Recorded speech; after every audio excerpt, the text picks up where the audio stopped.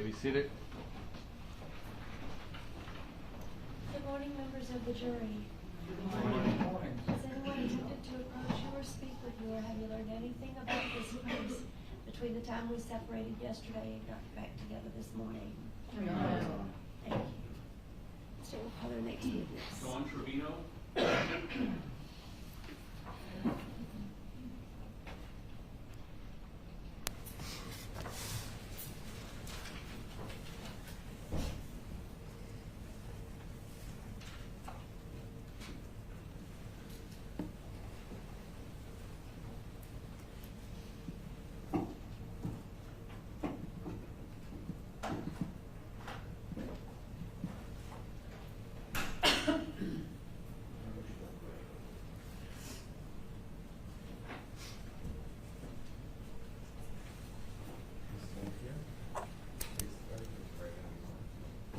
Do you swear or affirm that the testimony you are about to give is the whole truth and nothing but the truth, so help you God? Yes, ma'am.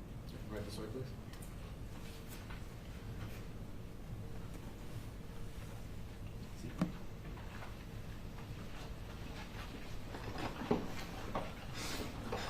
Good morning. Good morning. Could you please tell the jurors your name?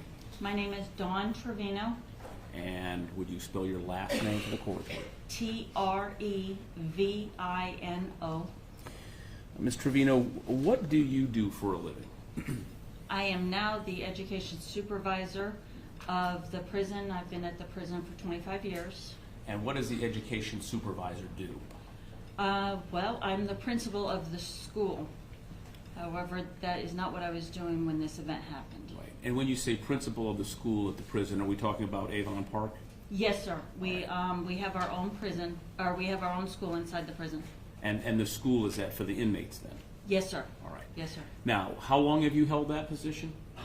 Year and a half for that position. I was down there probably 3 years before that as the placement and transition specialist, where I took the background learning of the inmate and I helped place him in a program that would hopefully make re-entering society better, easier, more successful. Now, before that, did you have a different role in the prison system? You're sort of an educator now. I was an educator then too. I was human resources. I went into human resources to help our new officers acclimate in a positive way. I had been an officer out at the prison for years and helped train the officers, and I saw so much negativity that I wanted to make sure that everybody knew you could succeed in helping others. As correction officers? In any role at the prison, yes, sir. Okay. So was part of your job to kind of be in tune with who was coming in as potential long-term correction officers? The moment they're hired, as long as I wasn't on vacation, I was the first face. I was their human resource specialist. I was there for their questions, their support, just so they knew that somebody cared about them, yes. So would it be a fair statement to say that your job was to kind of size folks up and make sure that they got properly acclimated to what they were going to be getting into, which was being a correction officer in a facility full of folks that were in prison? In many ways, yes, I did the onboarding, so I made sure that their first day on the compound, they weren't walking into it blind, which even started with every one of us are pat searched. When we walk in, our stuff is searched, and then we walk through the dorms, we walk through the yard, and I say we because I've been a correctional officer for 25 years. We are there among some of the most negative people there are, and I wanted them to be as prepared as possible to know that that negativity doesn't have to be part of your life, and you are going to touch someone while you're there, and you are going to change someone's life. Okay. So tell us a little about that process. You say you're the first face that these folks that are coming in, I think you call it onboarding. Yes, sir. Tell us a little about what that program or that part of the orientation, that how does that work? What do you do? Well, let's go for a general just start of a Friday morning, because we start on a Friday morning. I'd walk out to the lobby. I would introduce myself, say hi, and let them know. Fridays are also the day that we do payroll, so I'd tell them if I was a little bit behind, just hang out.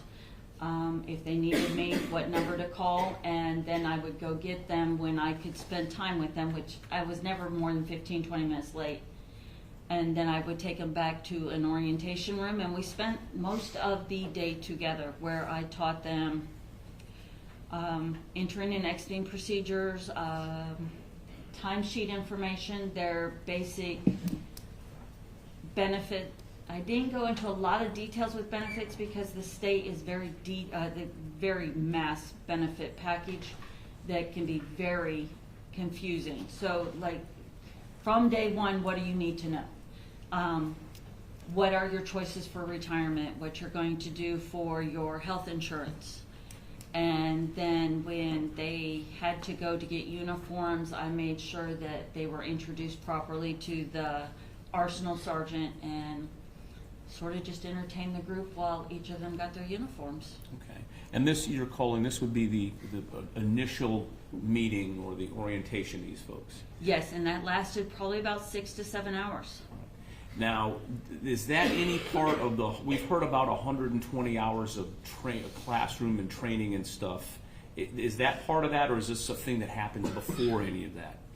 This is before, and then the officers would meet on Monday with their shift and start the onboarding, and now they report to the training building.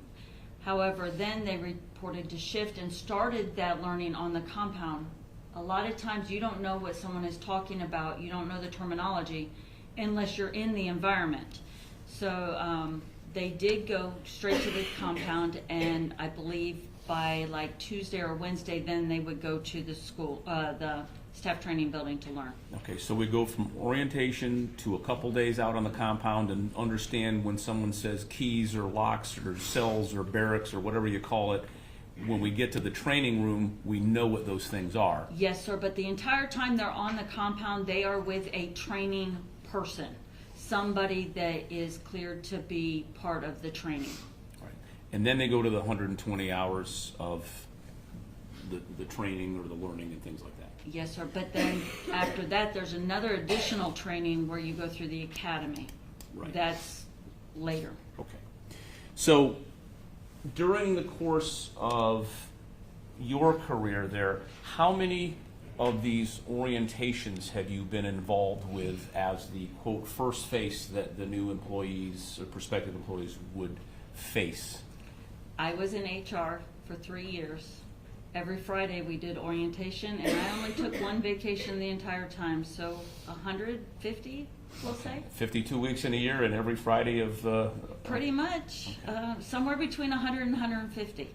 And each one of those orientations, generally, if there was an average, how many folks would be in a class or in an orientation? I know it could vary, but Very much vary. I would say anywhere. My lowest would be 1. My biggest was 13, but somewhere between 3 and 5 usually. Okay. So times however many Years and Fridays Yes. that you had. Yes. Now, at some point during your tenure in that position, did you ever get to meet and know an individual named Zephan Xavier? I did. So tell us a little bit about that meeting or that introduction that you had as the first face of the prison. My first memory of him that I can go back to was right there in the library, the lobby. I stepped into the lobby. It was one of those days I was running just a little bit late, and I wanted to make sure that the people coming on onboarding knew that the door was locked. So if they needed to go to the restroom or get a cup of coffee, let me know, and I'd come and open the door or I'd buzz them through. And I introduced myself, and when he introduced himself, I thought his name was very unusual. I said, wow, what an unusual name. And he told me flat out, very straight-faced, that he hated it. And so I said, well, I'll tell you a secret. Don't tell anyone around here that you hate it, because We pick on each other. We're like brothers and sisters. We are a family.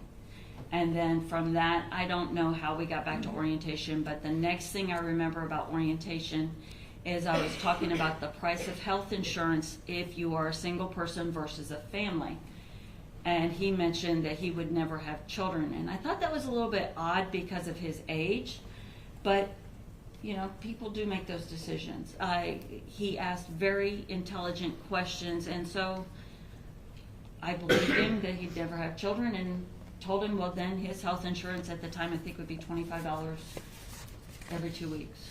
So as far as his demeanor with you, did he appear to understand what he was there for? Did he communicate with you? I think you said he seemed like he answered very, you know, he asked good questions.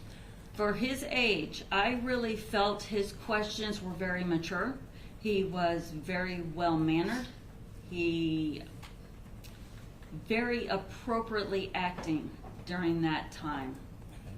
And is part of your job, again, to kind of size people up and say, you know, well, this person, you know, we might need to keep an eye on this guy, or, you know, you're kind of sizing people up for whether they're, you know, just in the back of your mind as an HR person, you're looking down the road, you know, you can kind of pick the ones and you say, well, maybe this guy's not going to do all right.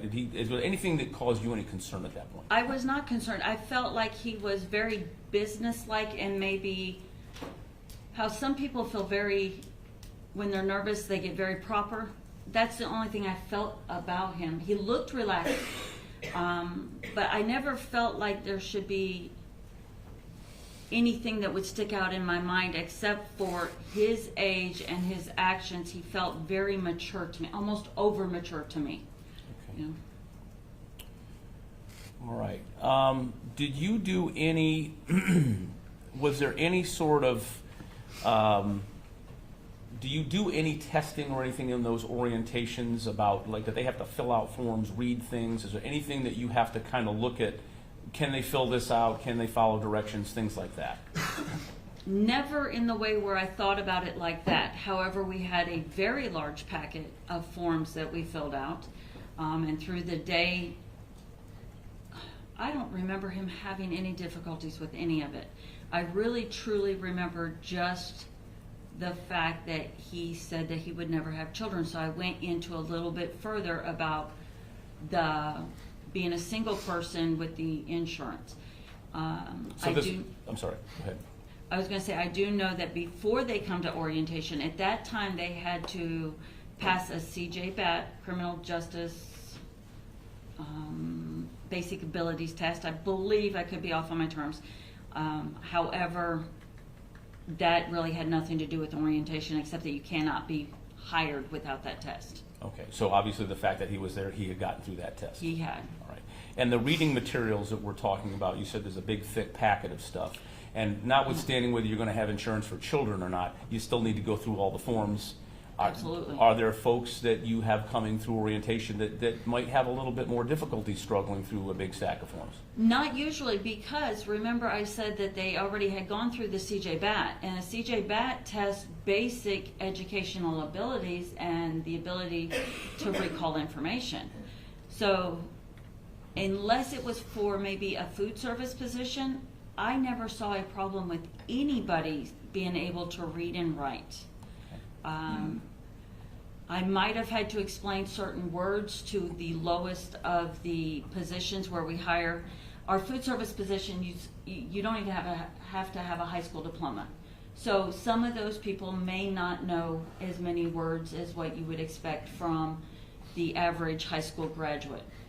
Didn't bother me. I'll walk through them because we all need a job. And what's important is that we get through the words. So, but that's not the officers. The officers have to have a high school diploma, and they have to pass the CJBAT.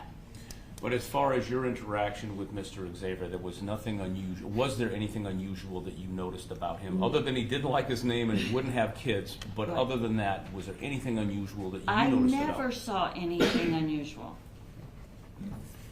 I don't have anything further. Thank you. No questions. Maybe this witness being excused. Yes. You're excused, ma'am. We can go about your business. Thank you.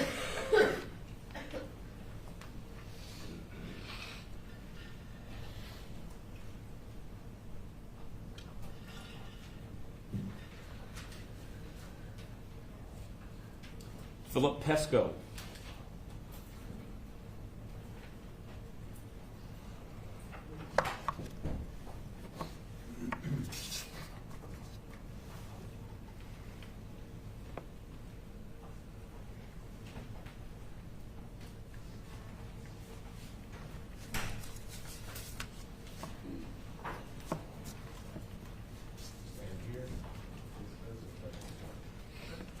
Do you swear or affirm that the testimony you are about to give is the truth, the whole truth, and nothing but the truth, so help you God? Right, swear, sir.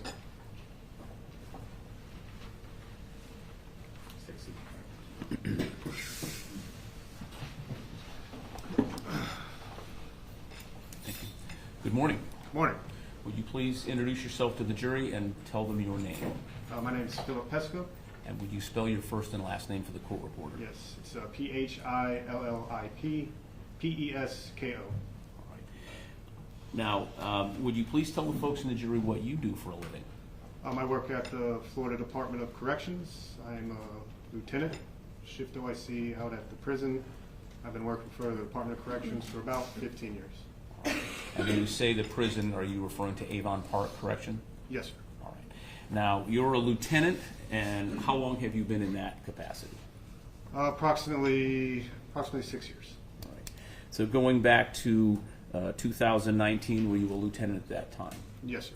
So we've heard from some folks, but tell us about you. What are your duties as a lieutenant and shift supervisor at the prison? What do you do? I post shift, tell staff where they're going to work. I, check up on policies and procedures, make sure they're conducting their job according to the procedure.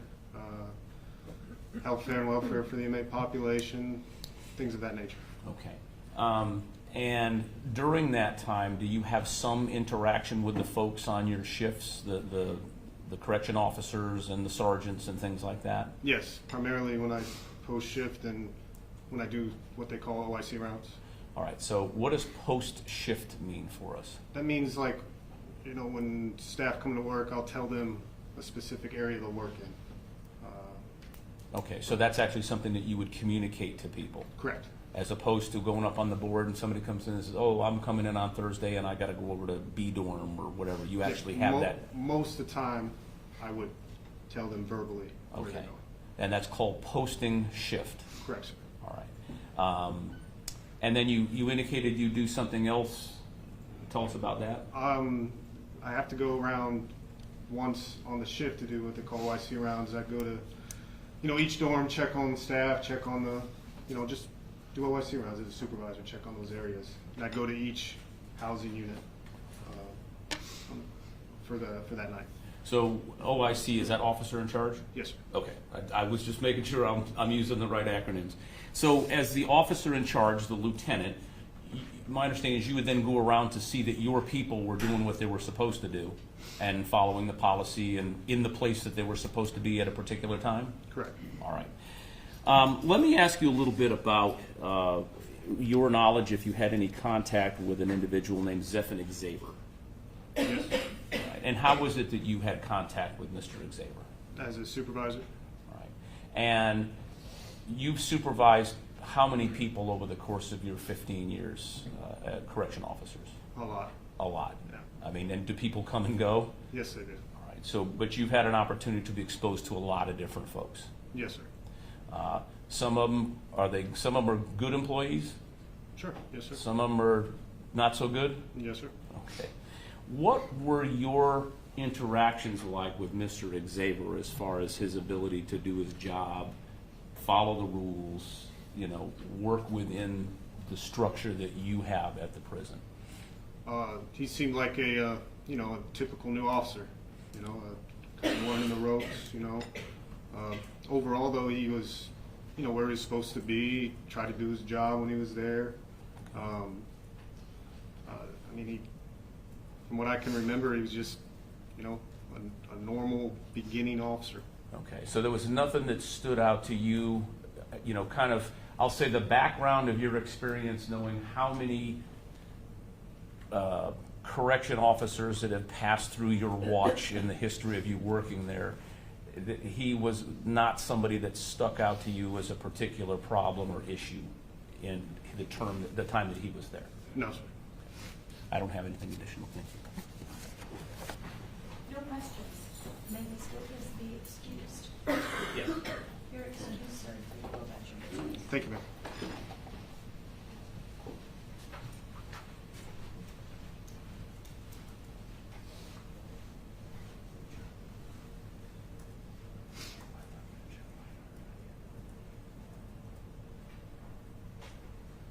At this time, we'd be moving to the victim impact, if we could take a brief break. We'll take a break. We need to excuse you for a few moments, and we'll call you back in just a little while. All right. Go back to the jury. All rise in the name of the jurors. Please place your bets on your seat.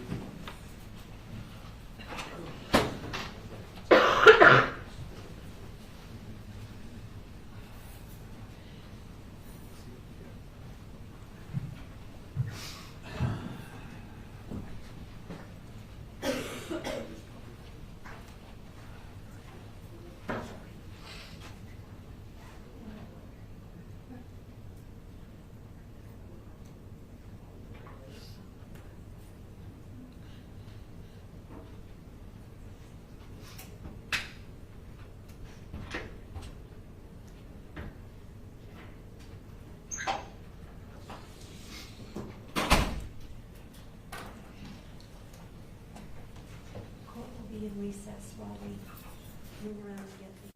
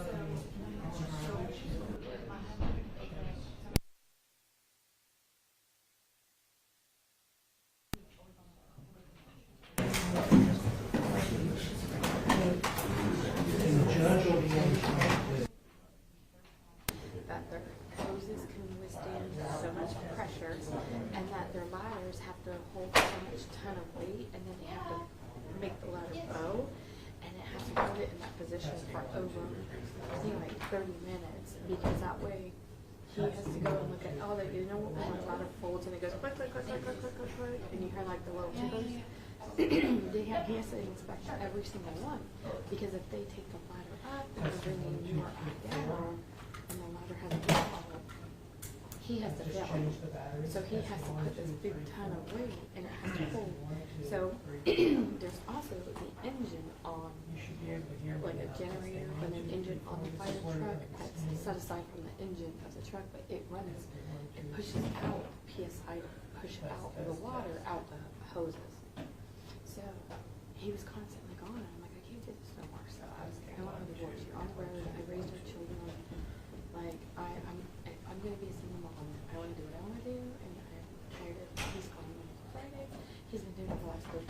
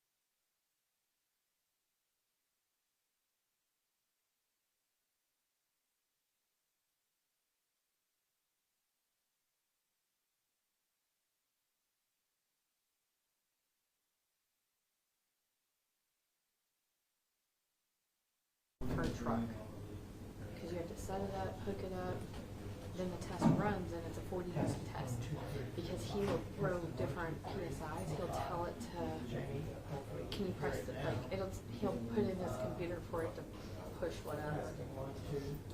So whenever he doesn't have a county or he doesn't have to go, he works at the racetrack to supplement instead of him being home. So if he has 2 days of work for himself, and then if he doesn't have anything, he goes and signs up, because he's also for your EMT. He'll go work at the track. And we've had issues, and I'm not okay with him being on a 24-hour shift with. So I told him I'm definitely out. So if he wants to go and ride an ambulance, which he did that for a while, and then, yeah. We've had it 3 times, and I'm like, oh. So I'm like, I don't trust him. So I'm like, I really just want to be out, if I can be honest with you. 20 years is a long time. But I have 2 kids, so I'm trying to. Don't try to hold it for the kids. I did. They can, no, they can read. They can read between the lines. So. Where are the boys? He has them. Yeah. So my 17-year-old loves it, because not only will he'll make a little, so Dad pays him for each truck that they do, and then whenever the test is running, they run over here and they roll hose. So once they strip the hoses off of the trucks and they run the test, they have to roll them push all the water out, then carry it back to the back of the fire truck, and however they unlade it, they have to relay it. So then the fire people come out, like whoever's the engineer or driving the truck, if they don't like how they did their cross lays, and if it's not how they want it, they have to pull it off, and they make them relay it. So some trucks like to go zigzag left to right, and then most like to go front to back. And these are like 5-inch hoses, 2-inch hoses, 1-inch hoses. But once they've been full of water, picking up that big oil, so knowing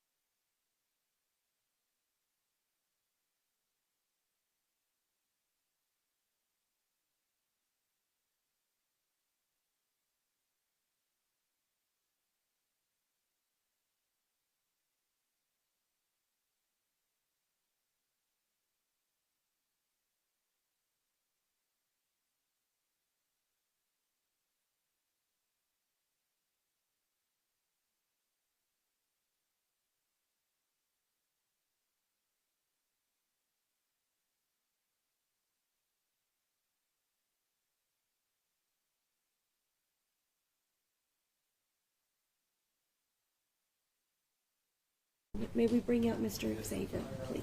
Thank you.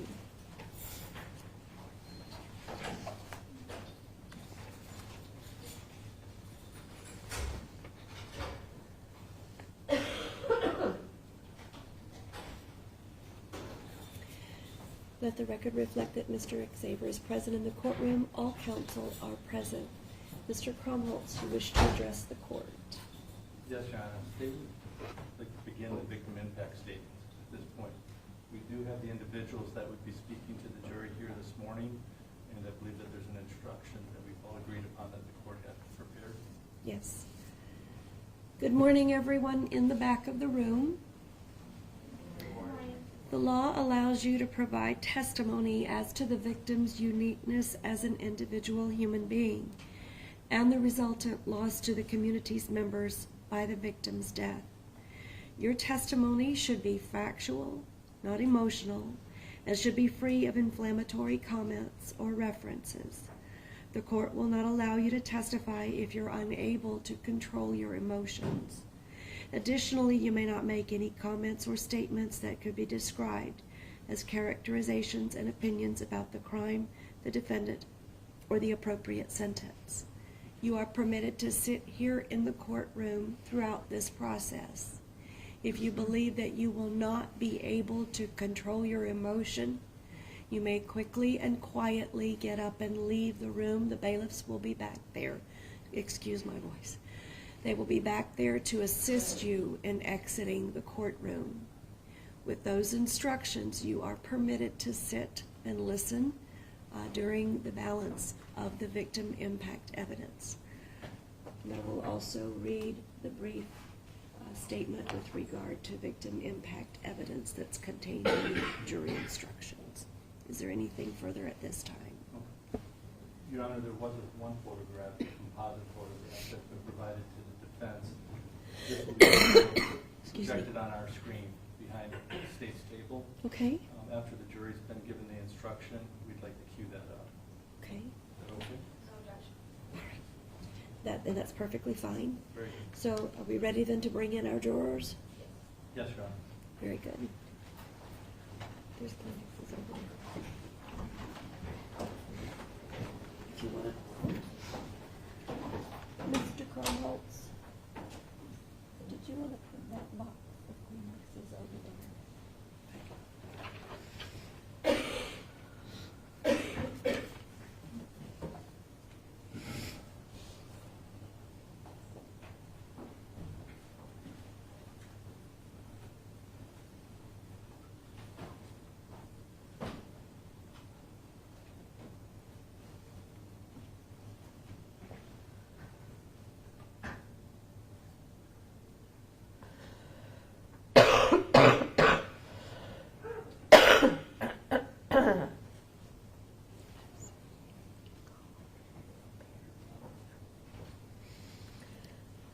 It's called muscle. Muscle 3.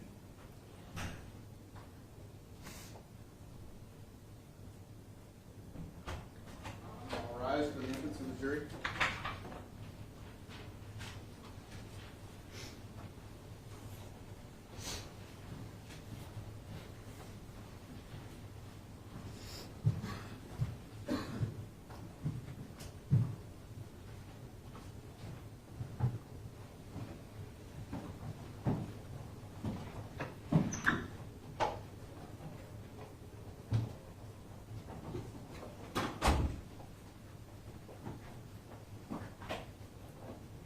May be seated.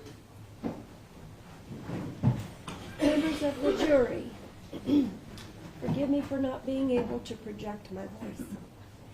What you are about to hear is called victim impact evidence. Such evidence is only presented to demonstrate the victim's uniqueness as an individual and the loss to the community by the victim's death. However, victim impact evidence must not be considered by you as an aggravating factor. Mr. Cummings. Yeah, John Cromwell for the state. At this time, the state would like to present members of families and friends of our victims. We'd like to first hear from Blanca Asiencio.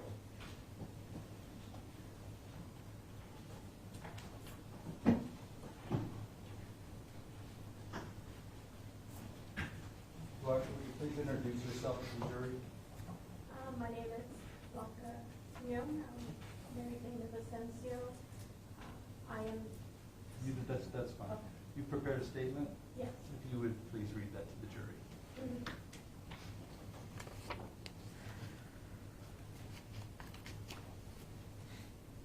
Dear members of the jury and those listening today, let me tell you who Anna Maria Williams was.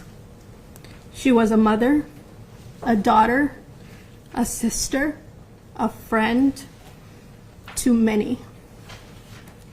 She was born in Mexico to two humble and hardworking parents.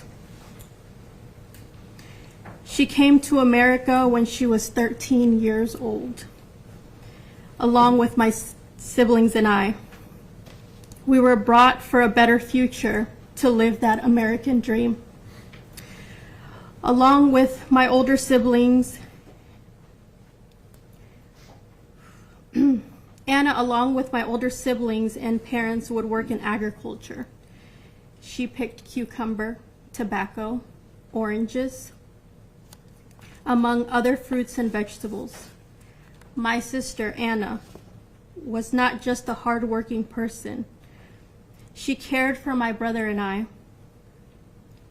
Anna was like a mom to us when our mom was away working. She would make sure that we were being fed and cared for. My sister Anna was loving, caring, empathetic, and humble.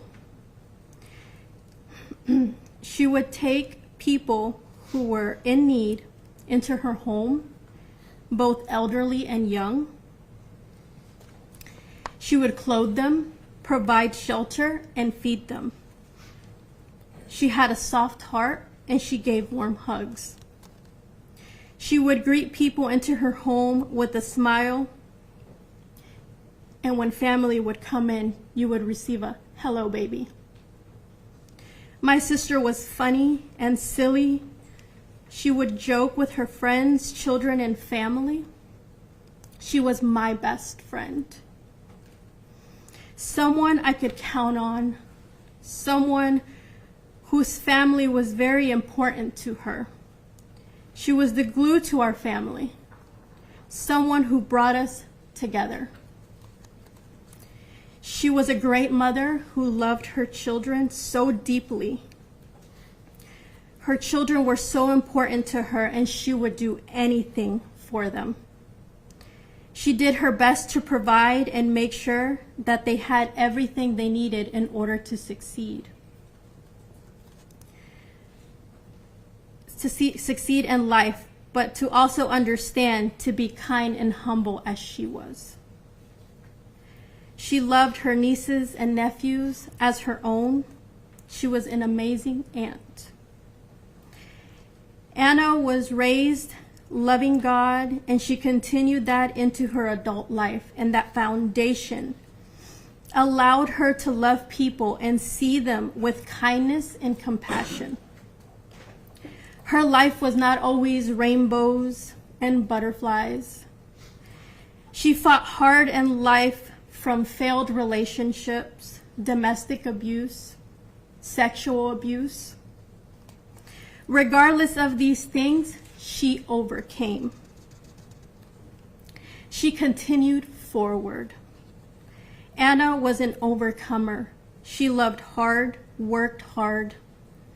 Everywhere she worked, she made friends.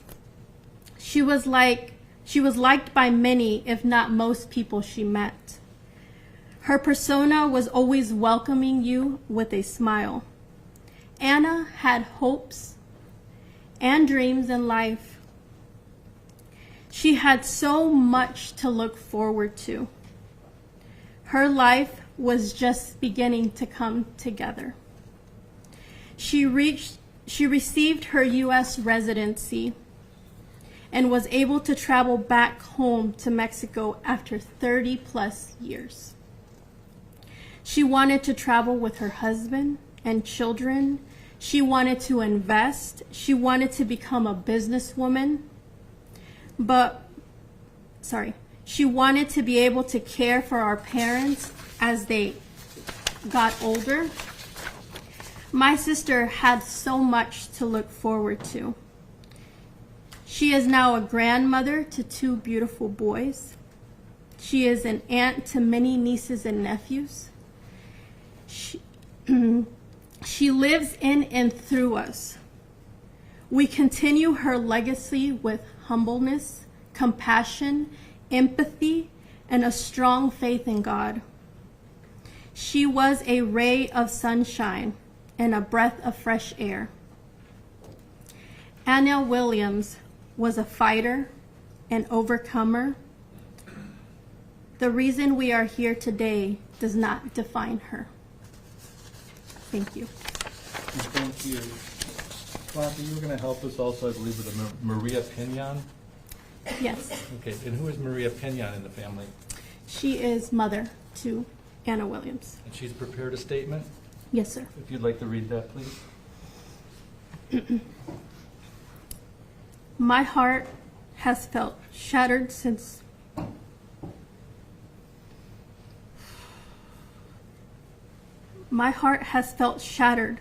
the loss of my daughter.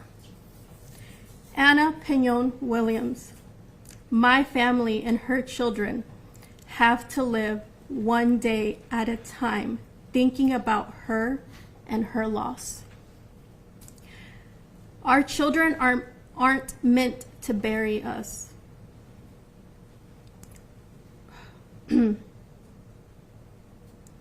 Our children are meant to bury us, not we bury them at such a young age.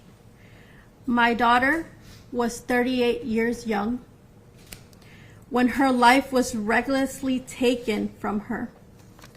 My husband and I, along with other family members, often visit her resting place to bring her flowers and to speak to her in order to attempt to find some comfort. When I see a photograph of her, tears begin to fall because I miss her dearly. Then I remember the moments I had with her where there was laughter and joy. Oh, how I miss her voice and her laugh. Her laugh was unforgettable. I did not think that such a tragedy would have happened to my little girl. She was loving and caring. She was empathetic and helped others in need without hesitation. That is who my daughter was. She was the glue to our family, the one who everyone loved. My daughter has 2 grandsons that will never get to feel the warmth of her hugs and sweet kisses. During the holidays, we do our best to remember her and enjoy time together. My husband and I did our best to raise our daughter and teach her morals and compassion. We must visit a resting place of Anna to receive comfort. I will forever question and wonder why. I have decided to not allow Anna's death to take any more joy from us and my family. We will remember and speak of the wonderful moments we had with Anna. We continue to enjoy the company of family with the hope of seeing her again. Life was not easy for my daughter. She overcame much. We lost a daughter, mother, sister, friend, and a great person. Our lives forever changed on January 23rd, 2019. Nothing will ever be the same, but we continue to live for her. Thank you, Don. Thank you. You may be seated.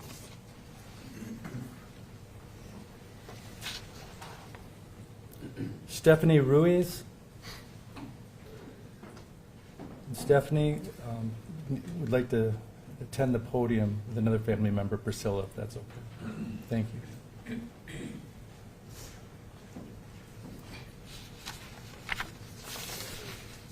Your name? Stephanie Ruiz. And you've prepared a statement? Yes. You may read it into the record.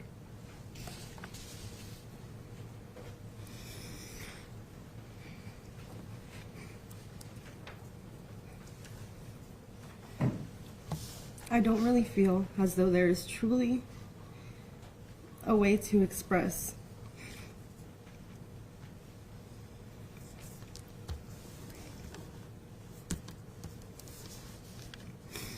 the way that this has impacted so many lives.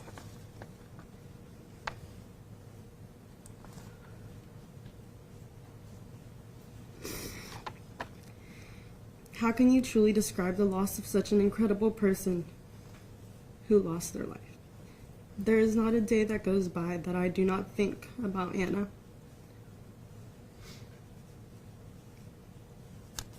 Or about how differently this world would be if she was still in it. Anna was like a second mother to me.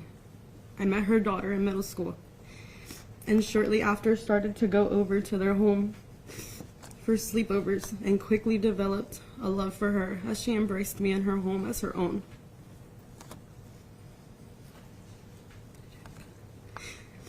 Always greeting me with a warm hug and having a conversation with her, from her giving me advice or cracking a joke about things I should or shouldn't do, to teaching me some of her recipes and always making sure I knew I was always welcome to go stay with her.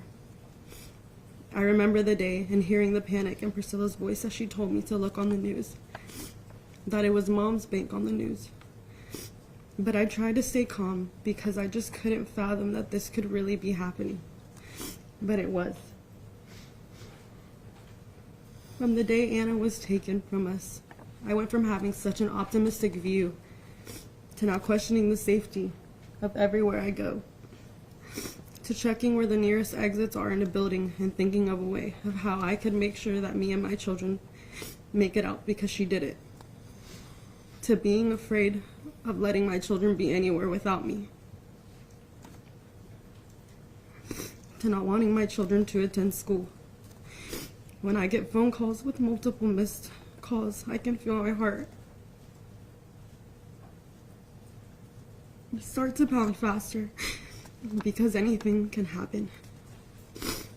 I have had the pleasure to watch as her grandchildren grow, but knowing they will never get to know the love that they deserve to have from her. I have watched as every Mother's Day, birthdays, and holidays are not the same but have sadness because there is no way to forget such an amazing person like Anna. Anna's memory will forever live on and she will be remembered every day. Thank you. Priscilla, I understand that you prepared a statement too. Yes. Priscilla Garza, correct? Yes. Do I read mine first? Or Josh? Then I'll introduce that. Okay. Thank you. You may proceed. January 23rd, 2019 is when my entire life changed for the worst.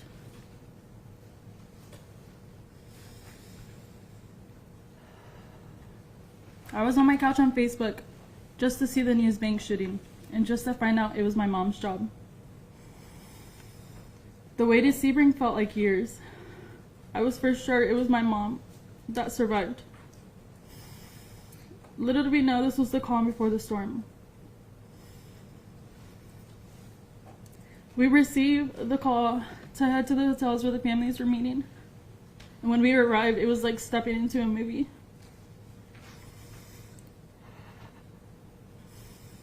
All I remember was sirens when I entered the room. And I see my aunt and my mom's husband. And I know my best friend didn't make it. I hear pains of scream from my family members. I hear my grandma.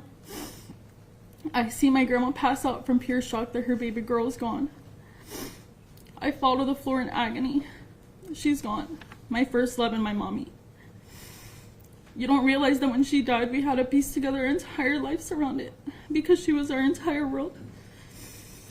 I had to take on the mother figure when I was only 19 years old, when I should have been having the time of my life, instead of piecing together from what you destroyed. You destroyed our family. My mother's funeral wasn't a beautiful thing. She wasn't laid to rest beautifully. She was our entire world, our glue, and I'm angry because my mother never got to see me and my siblings grow up. She never got to meet my children and see me and my husband grow together. Later on in life, I have to sit my children down and explain what happened. And I have to explain why we have to be so cautious in public, even when we feel safe. We live every day in fear, and we are paralyzed from the fear in our daily lives. Thank you, Priscilla. Priscilla, there was another family member that you were going to read the statement for. Is that Josh Williams? Yes. And who is Josh to the family? Josh is my stepbrother, my mom's stepson. Are you prepared to read that at this time? Yes. You can proceed. Anna Pignon Williams was my stepmother, the best second mom a person could ask for. The impact on my life after losing her, I could not put into words. She was my best friend when I needed her. She gave the advice no other mother could. Anna was the sweetest person and loved her family. She had such big plans for her house that her and my father bought together, and unfortunately they will never be able to finish the product. She was the kind of person that this world needed more of, and Anna's death changed my life in ways that are still affecting me to this day. I lost my biological mother November 5th, 2021 from cancer, and now I have no mother at all. Anna was a precious piece of my life, and there will never be enough to fill a hole that's inside of me from the loss of Anna. She will never be forgotten and forever missed. Thank you. Cynthia Garza.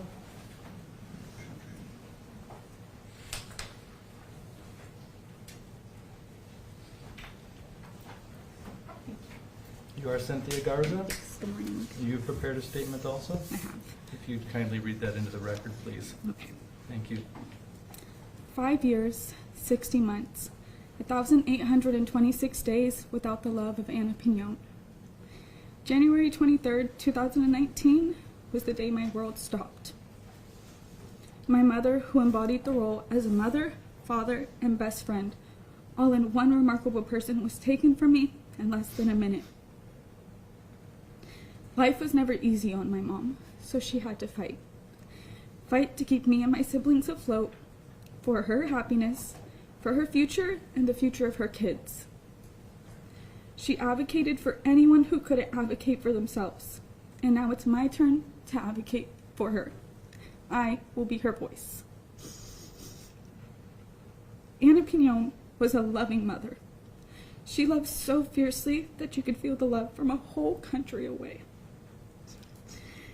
Not a day went by where I didn't hear the words "I love you" from her. My mom was so caring not only to family, but to anyone who has ever crossed paths with her. Her heart was one of gold. Her laugh was food for the soul. It made you want to join along with her. She was passionate about the things she cared about. Her eyes would light up, and her words carried a genuine fervor when speaking about something she cared about. She would give the clothes off her back to anyone who needed them. Our home was a sanctuary for anyone who didn't have one. She was so brilliant, yet she didn't know it because life pushed her down too many times. My mom was more than a person. She was a safe place. She filled our home with love and happiness. 5 years ago, our safe place was taken from us. In those 5 years, without a safe place, I have lived in anxiety. Nowhere is safe in my mind anymore. I didn't feel that constant uneasiness until January 23rd, 2019. And the worst part of it is, I don't have my mother to help me through this discomfort. As I mentioned earlier, she was resilient, and her message would have been to persevere, encouraging me to reclaim my life from this uneasiness and fight for my happiness as she once fought for hers. She was so powerful in her own unique ways without having to use violence to assert her power. She was a leader and paved her own way in her life. Upon arriving to this country, she was aware that achieving her goals would require hard work and dedication. She came to this country at 12 years old. She worked in orange fields to help my grandparents make ends meet. It weighs heavy on my heart that she died just trying to make ends meet. She had a whole life ahead of her. Knowing my mom isn't here to see my achievements and cheer me on during them pains me. I can no longer go to my mother's room for her to hold me while I cry about my failures. My future children, or the children of my siblings, will never know the warmth of her love. How her hug was like a soft, reassuring blanket, wrapping you in a cocoon of love and happiness. And understanding, sorry. Though she never got to enjoy the experiences of being a grandmother, her unconditional love left a legacy of warmth and love in the lives she touched. Through simple snapshots of laughter and quiet moments we shared together that I will always hold near my heart, we as her children will keep her spirit alive by speaking her name, wisdom, and love into our children. The name Anna Pignon will never be forgotten. Thank you. Anna Solis. I know, Ms. Solis, you wrote a composite letter with more than one family member, correct? Yes. And that's Rocio Solis and Letty Gomez? Yes. And they'll join you at the podium? Mm-hmm. Thank you. Anna, if you'd please read the letter. Our names are Ana Solis, Rocio Solis, and Letty Gomez, and we are some of Anna's closest friends. We're here not just to talk about the devastating loss of Anna, but to tell you the great person that she was and the unfulfilled dreams that she had. Anna was more than just a friend.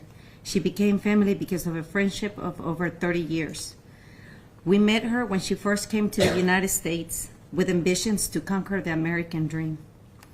She was very charismatic and full of life. There was never a dull moment with her. She was funny and she was outgoing. She never had any pelos en la lengua, which means she said things as they were, which was one of the things that we loved about her the most. She was always going to tell you her honest opinion. Her life was not easy. She experienced some trials and tribulations, but overall she overcame them. She was a great friend and a wonderful mother to her children. She worked tirelessly as a single mom to provide for her kids. She loved being surrounded by her kids, her family, and her friends. But her life was cut brutally short, leaving nothing but a void in our hearts. When we found out about Anna's passing, the pain, the disbelief, and the anguish were undescribable. We are haunted by our loss. No one should ever have to endure the agony of losing a loved one in such a manner. Anna didn't deserve that. She was full of life.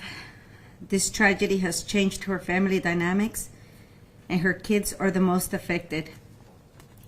Anna's murder has left a gap in everyone that can never fully be healed. She will miss a lifetime of opportunities, experiences, and life-changing moments. Anna will never see the sunset like she used to see it every evening when she would get home. She'll never get to travel to Mexico, her birthplace of Guanajuato, or get to see her kids get married. She didn't get to see her first grandchild, and she will not get to see many more life events. We know that no verdict can bring us Anna back. Thank you.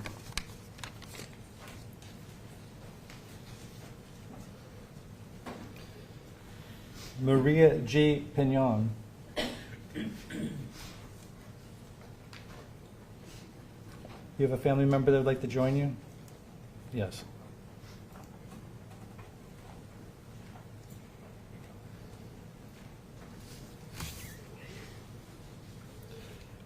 You're Maria Pinion also? Yes, sir. Okay, we heard from Maria Pinion also. I believe that was the mother. Yes, sir. Yes, okay. You can go forward.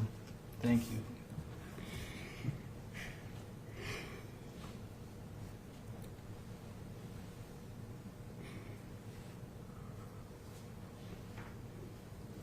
Ana Maria Piñon may just be another name to many, but to me that means so much more. That name means strength, kindness, love, and finally, big sister. My big sister meant the world to me, not only because she was my big sister, but because she was also like a mother to me. She was the kind of big sister that would wake up extra early to drop me off at school because I lived 40 minutes away from her just because I wanted to spend the night at her house on a school night. She was a big sister. She was a sister that everyone thought she was my mom because I was always with her everywhere she went. I will always miss the camping trips we took as a family and the pool days we had at her house. I never knew how much lives my sister impacted until the day she was taken from us. The day she was taken from us, I felt a pain in my heart that I had never felt before. I felt numb, sadness, and an actual heartbreak. I never thought I could run out of tears from crying so much. I knew my sister for only 18 years. She deserved more time with me and my family. Within those 18 years, she taught me so much about life. She showed me to always keep my head up even when life is pulling you down. I thought, how could life go on without my big sissy?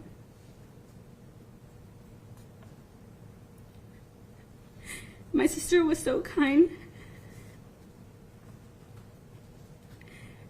She would help her worst enemy because her heart was full of love. She suffered much through life, but always made a way to look at the good of life. She was a role model to me. She was someone I inspired to be like. I always thought, how could she struggle so much in life but still be so bright? 5 years have passed, and there isn't a day I do not think about Ana Maria Piñon. 5 years, and she is still so heavy on my heart. My big sissy didn't get to see me graduate nursing school. She didn't get to see me walk down the aisle at my wedding. My future children will never get to see their tia Ana, but they will know about her, how kind and loving she was. I viewed her more like a mother than a sister. She was the kind of person who never said no to anyone, no matter the situation she was in. She was a sister that brought the whole family together during the holidays. Now every holiday will never be the same.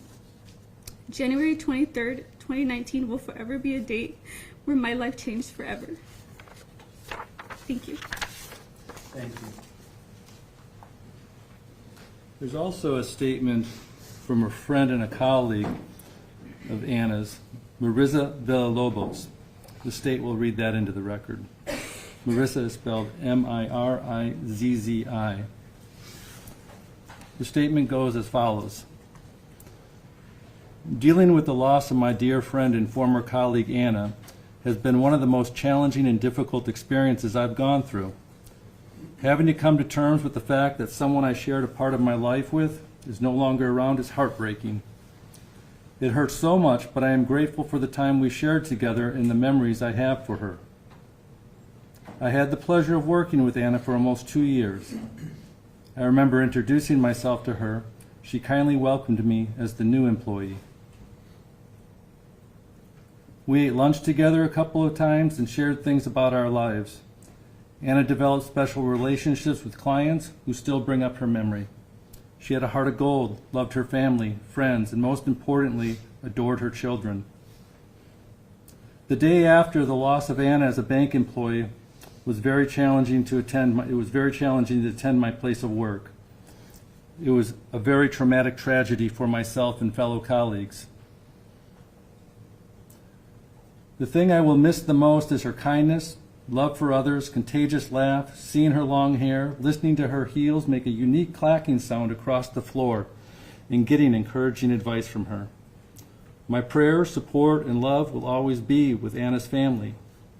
I will forever cherish the hug I gave her the last time I saw her. I long to see her again in heaven. You will always hold a special place in my heart, sweet Anna. That concludes the statement on behalf of Anna Williams. We have a family member here for Deborah Cook. Michael Cook. Michael, if you please come forward.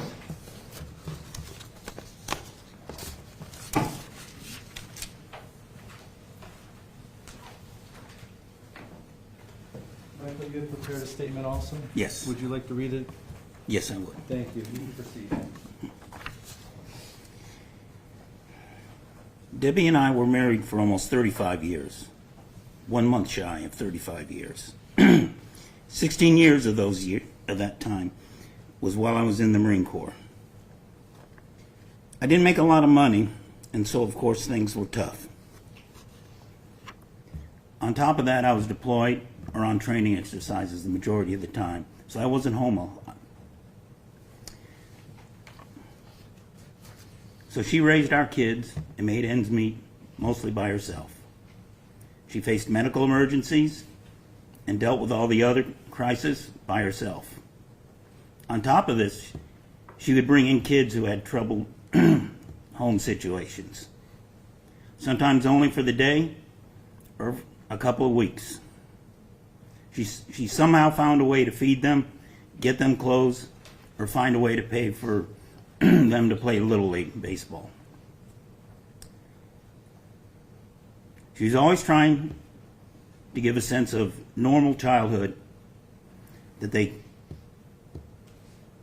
could enjoy and take their minds off their troubles. I'm sorry, I just had eye surgery, so sometimes I have trouble reading. Because these kids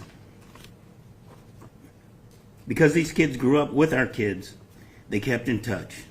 Debbie's death hit them hard. They had stated why someone could kill someone who was doing such good things for others.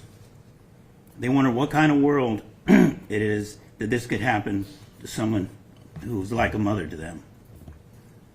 After I retired from the Marine Corps, my income was used to pay most of the bills.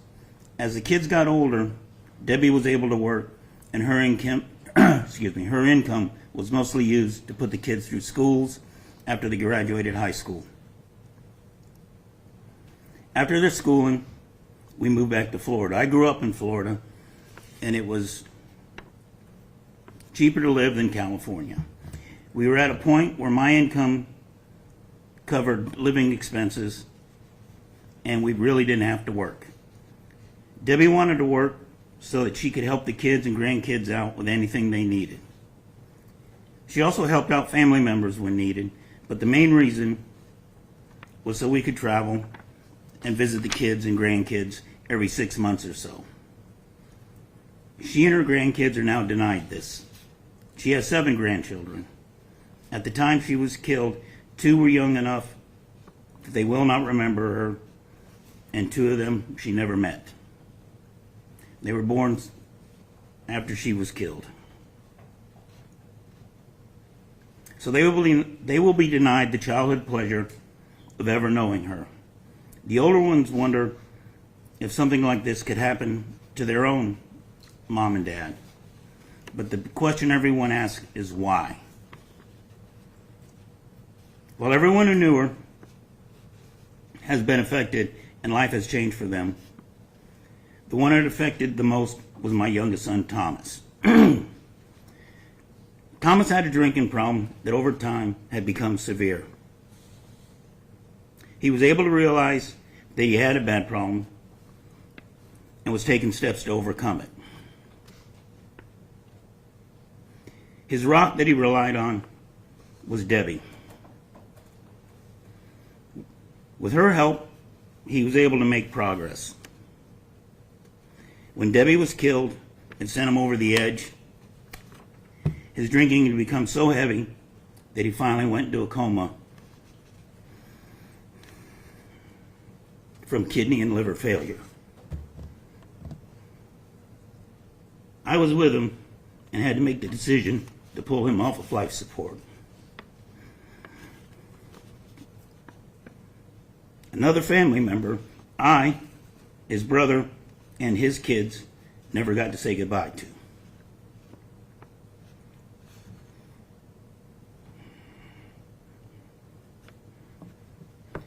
I miss and think of Debbie and Thomas every day.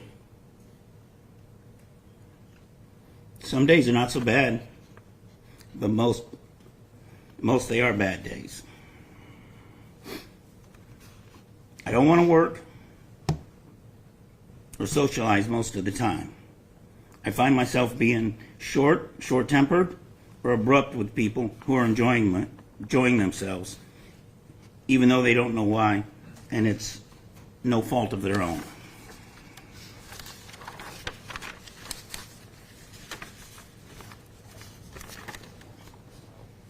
Sometimes I run into complete strangers, and it comes out that I was married to Debbie, and they relive that day and are shaken up all over again. It's like World War II vets or Kennedy's assassination. Everyone I've met can remember exactly what they were doing when they heard the news about the shooting. As I said, things were tough financially in the early years, and Debbie did without, and suffered through many situations by herself. But as the years went by, and the kids had grown up and were on their own, we were able to start our life together. Besides traveling to see family, she wanted to travel. Excuse me. Besides traveling to see family, she wanted to travel for us. Another reason why she worked. I agreed because I thought she deserved it after giving up so much for the kids and myself. She was really starting to enjoy life after all those years of sacrifice.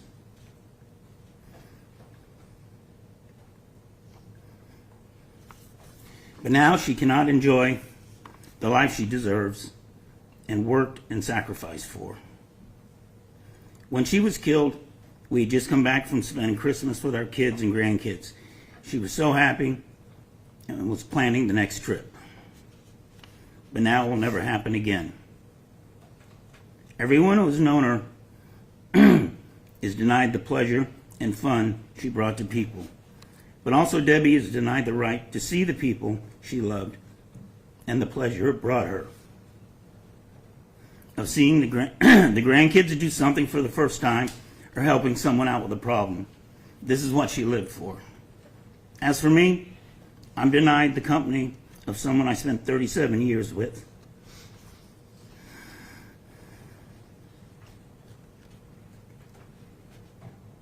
And was looking forward to spending the rest of my life with. We'd always talked about growing old together. Another thing that makes this hard is that she had beat 2 types of cancer. One of those twice.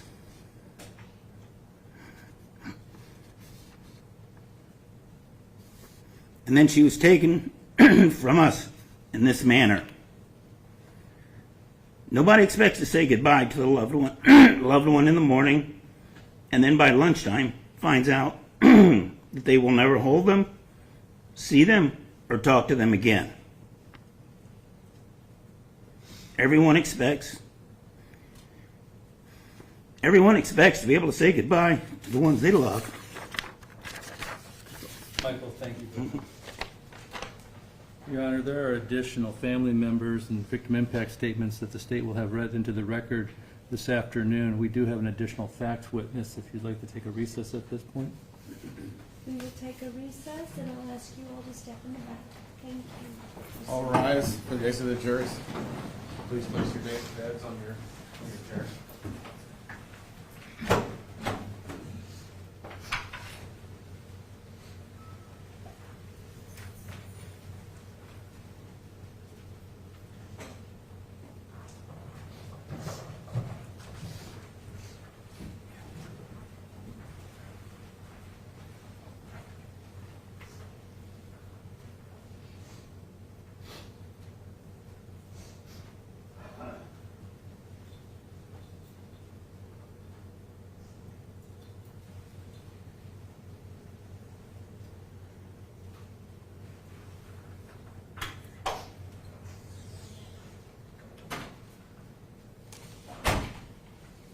We will be in a brief recess.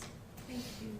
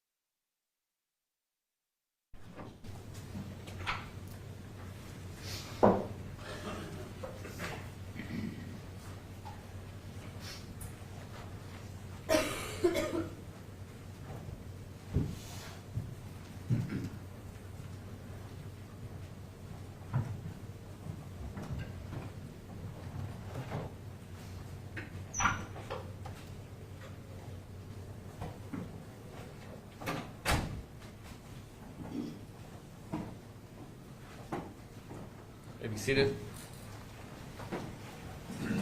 So we'll call the next witness. Jeff Reinhard.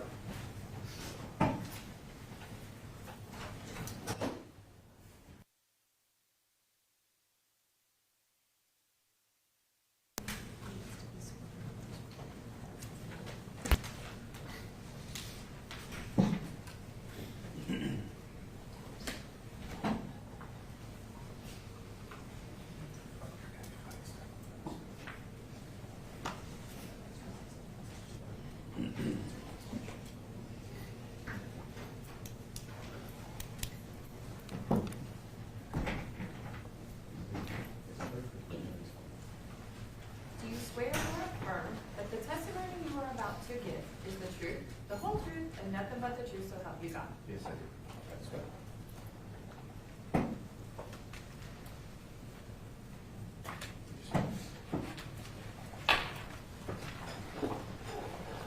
Thank you. Good morning again. Good morning, sir. All right. We've heard you testify several times before, but to keep the record nice and clean, please reintroduce yourself to the jury. Yes, sir. My name is Jeffrey Reinhard. All right. And you are the case agent in this matter, is that correct? Yes, I am. All right. I'm going to ask you some questions now about an area that we haven't covered, and it deals with cell phone downloads. Yes, sir. Earlier, we heard that a cell phone that belonged to Mr. Xavier was recovered from the bank, turned over to Highlands County. I think it was Detective Rittenauer then talked about that he had done an analysis on it. And then what happens to that cell phone analysis extraction? What happens to that extraction once it's done in this case? Once the extraction is done, it's put into a report that I can view. I then go through the data and analyze it. So let's talk a little bit about that first. You said it's put into a report.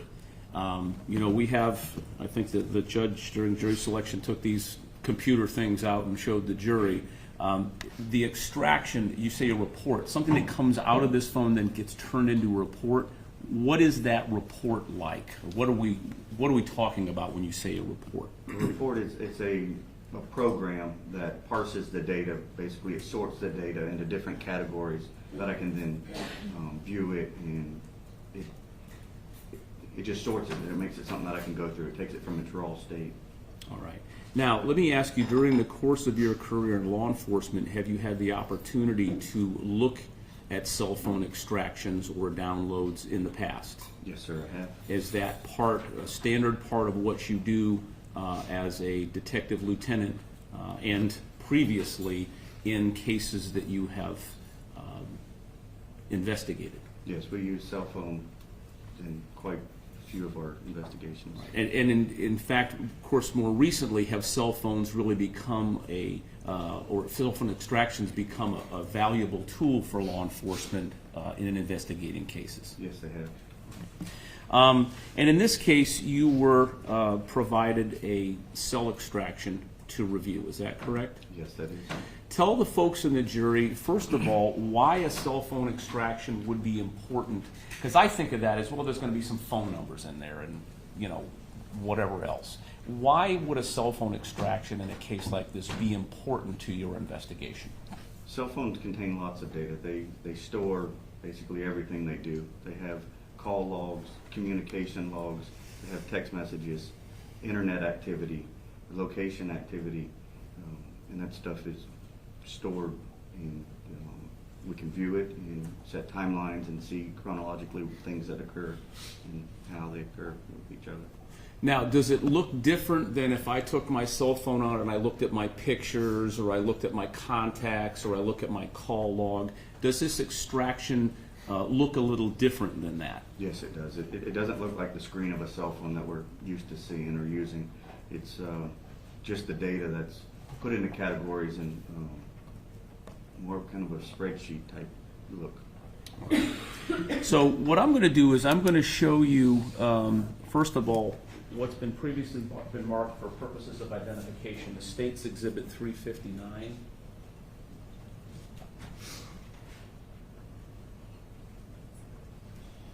And I want you to take a look at it and tell me if you recognize what it is.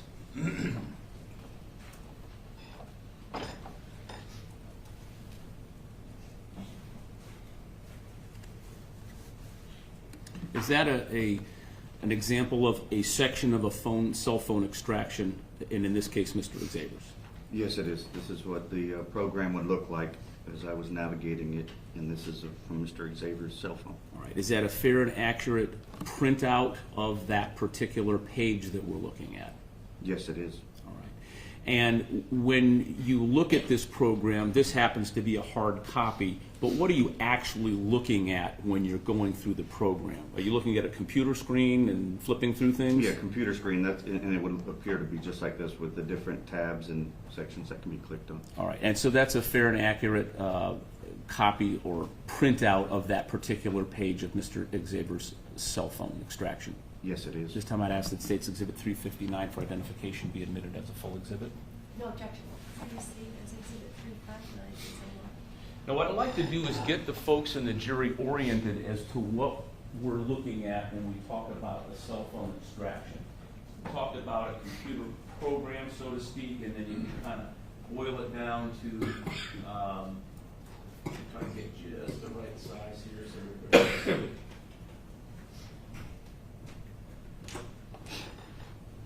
Now, is this? I guess that says it's working. Everybody see that? No? All right. Well, we'll start with the big picture, and then I'll zoom in a minute. So, just for the folks in the jury looking at Exhibit 359, you're opening up your computer screen, and there are different sections that you can look at in the program. Is that correct? Yes, sir, that's correct. Now, on this particular exhibit, 359, what is the page or the section that we have opened up here? So that's currently on the contacts contained within the phone. And contacts, does that mean what commonly we would understand, like in our phone, our contacts? Yes, that's stored numbers, emails. All right. So at the top it says contacts, and it's followed by the number 270. Does that number mean anything? That means there was 270 contacts stored on that phone. Okay, for this particular phone. But if someone had 150 friends, that number would reflect, or contacts, not friends, I'm sorry, that number would change. That's correct, sir. And every time you would add a contact, the phone would keep track of that. Yes, sir, that's correct. All right. Over here on this side, it gives a little bit, what does this give you? A little bit more information? So that would be the details section of the highlighted item. So it tells, I think if I can, the created date, modified dates and times, and the particulars of that So highlighted item. Let me try to zoom it in a little bit. So if we look at the side, there's a highlighted line across the top. That would be contact number 1, and that appears to be our old friend Apple. That's correct. And that would indicate this is what kind of a device? An iPhone. Then you indicated there's a created time and a modified time. That's correct, sir. So whatever time that contact was introduced, that gives you a time and a date. There's a line here, and I'm going to use my pen so the defense can follow along when I'm doing that. My finger's not doing too well. All right, if we look over here, this line has a date and a time on it. And then it's followed by something that says UTC -4. What does that mean? So UTC is Universal Time Coordinated. It's the standard for all time. And then a -4 tells you that that is offset in time to make it accurate to Eastern Daylight Time. Based on the date, which is March 31st, 2018, that occurred in Eastern Daylight Time. That's why it's -4. And then underneath we see a time here that says 12/22/18, and then it's followed by UTC -5. What does that mean? That's the same Universal Time Coordinated, and -5 is the offset because that occurred in December 22nd, 2018, which would be Eastern Standard Time. So one is the daylight savings time, like we changed the clocks in November, I think November something, when I never get my car clock right for the next 6 months. And then back to regular time by the end of March.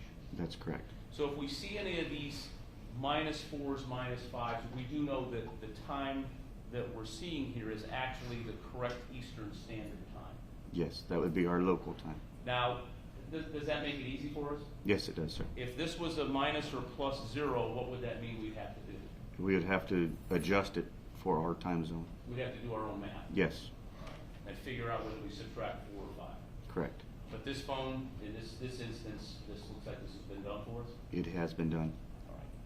So if we go back over to the other side, just as a kind of an exemplar here, we have contacts that we talked about, and there's tabs across the top. What's the first tab across the top there? Welcome. Welcome.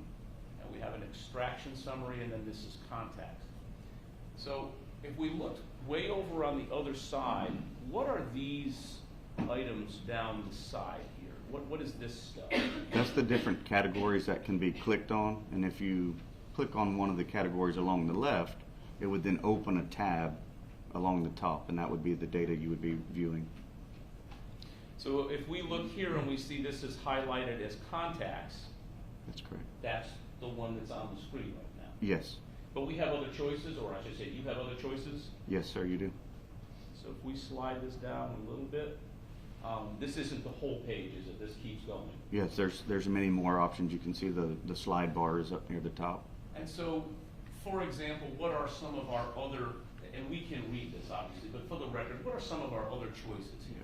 Call logs, chats, contacts, device locations, MMS messages, passwords, searched items, SMS messages, web history. So all those things can be clicked on and looked into. Yes, they can. Now, as a detective or detective sergeant, now detective lieutenant, is this the type of information that you are looking through in a cell phone download or extraction to see if there's anything of any value in there to your case? Yes, it is. Amongst these options here that we see, and again, this is kind of our exemplar, is there something called a timeline that takes all the data in a phone and kind of goes chronologically from the beginning to the end? Yes, there is. Is that an area that is sometimes of importance to you in an investigation? Yes, sir, it is. Tell me why, or tell us why. Because it keeps the timeline of all the phone functions, what's going on with the phone or the device in chronological order, and you can compare it to other significant events or other items of evidence and see where they play together. So, when you're doing an investigation, does every case just factually kind of have a timeline? Yes, it does. All right. You have a time when you find out that you get a call that a crime's committed, and do you kind of work backwards and forwards from that to figure out what the story is? Yes, you do. All right. But these phones, do they have a timeline? Yes, they do. And can you compare that timeline to other things that you have in the case that are also a timeline to see if they match or don't match? Yes, you do. Is that part of what you do as a detective? Yes, sir, it is. All right. Let me show you what's previously been marked for purposes of identification of States Exhibit 225 through 228.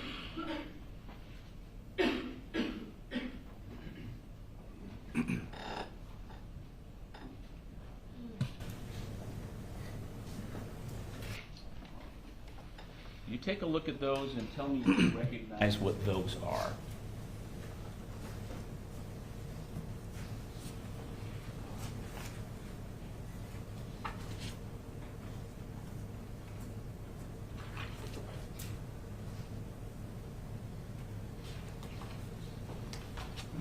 These are images of the same phone extraction under the timeline category, and they're screenshots of the various sections of the timeline. Right. Are they fair and accurate screenshots of those particular pages on the timeline? Yes, they are. And those are from the phone extraction that you reviewed with regard to Mr. Xavier's cell phone? Yes, it is. All right. This time I'd ask that States Exhibit 225 through 228 for identification be admitted as a full exhibit.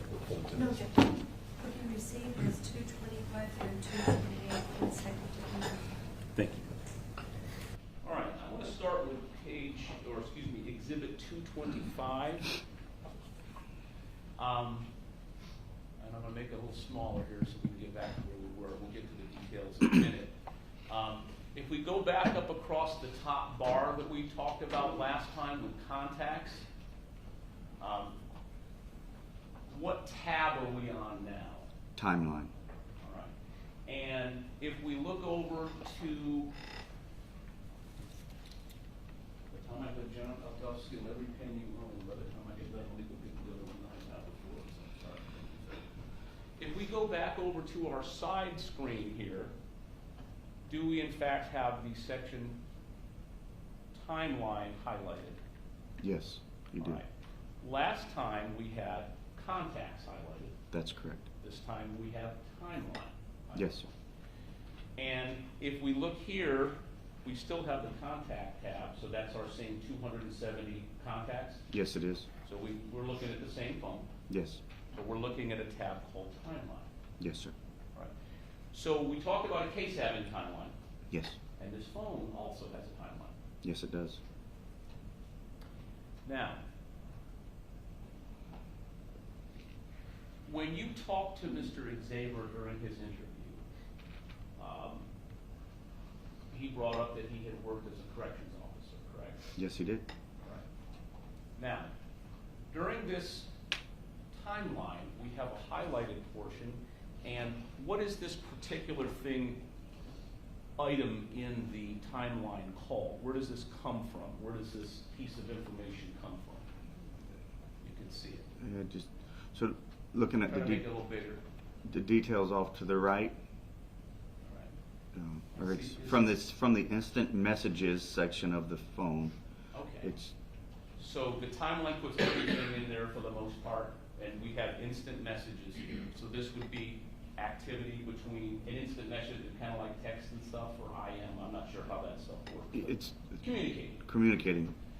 So what can we tell from this entry here on 11/28/18 at 8:32 p.m.? And I guess that is actually the correct time because this is -5. yes, sir. It's correct. There appears to be some communication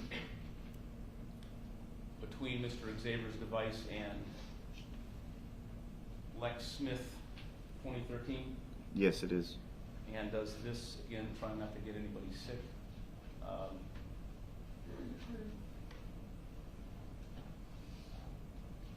does the body of the message show up over here? Yes, it does. That would have been the text in the message. So this is from this person? So yes, off to the left a little bit, there's a picture of looks like a handset of a phone, and it has an arrow. I believe it's a blue arrow pointing at the handset.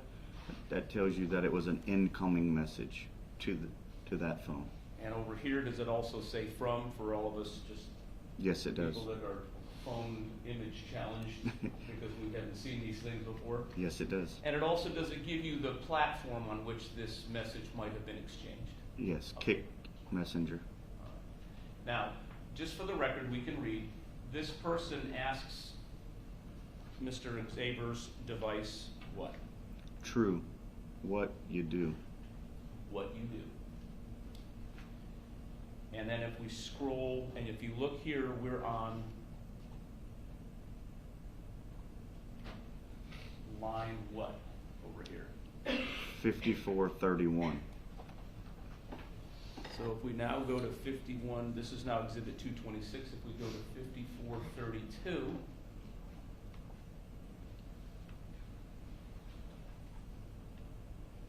do we have a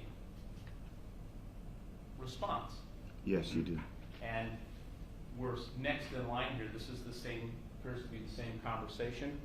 Yes, it is. It's from this Lex Smith to Metal Man Jack. Correct. Now, what's the answer to that? Corrections officer. So when you talk to Mr. Xavier, you were made aware that he worked for Avon Park, correct? Yes, I was. And he was a corrections officer trainee, I guess, or corrections officer of some sort. Yes, he was. When you look at a phone download like this, and this question and answer, does that information, it helps corroborate that that particular information you were given is probably correct. Yes, it does. Okay. So you have the statement, but you don't really know Mr. Sebring from anybody, right? I do not. He says he's a corrections officer. Maybe he is, maybe he isn't. Yes, sir. You later on found out that he was. Yes, I did. But you have this thing in his phone that is additional evidence that corroborates that. Yes, it does. He communicated that at least to Lex Smith, 2013. Now, Mr. Xavier also gave you some information about, like, his password or his username or things like that, correct? Yes, he did. And what did he tell you his name was? He told me a gamer tag or his go by was Metal Man Jack. Okay, and I think he actually told you that on in the interview, correct? Yes, he did. And he actually told you what Metal Man meant, Yes, he did. some mafia hitman or something like that, and then Jack was a very common name. That's correct. So when you see this in a phone download as kind of collateral evidence or collateral information, we have Metal Man Jack and we have a correction officer. So in your investigation, you're saying, hey, these two things are consistent. They are. Looking at 227.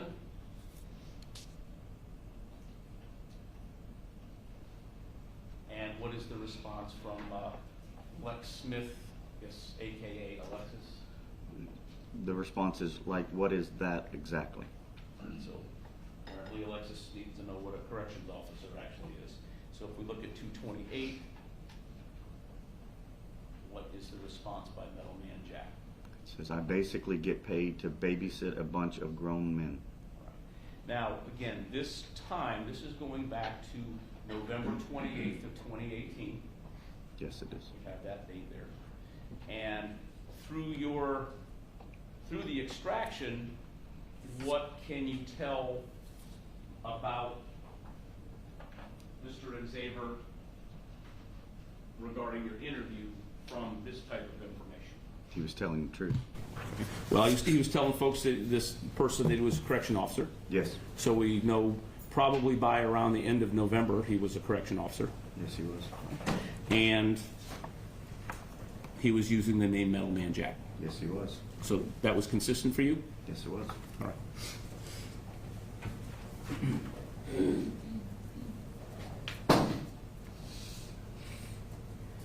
Now, we talked about the case having a timeline. And there was some information that we saw earlier, and I think you were part of the Boom Boom's gun purchase. I was. And what date was that initial purchase? On January 8th, 2019. Okay. And then I think you talked to Mr. Xavier, he had quit his job as a corrections officer at some point, and do we recall what date that was? That would have been on the very next day, January 9th, 2019. Okay. And we know that the homicide was committed on what date? January 23rd of 2019. So that's sort of our beginning timeline for the case. Yes. So I want to go back to our phone timeline and plug in a few things. First of all, I'm going to show you exhibits 343 through 357 for identity.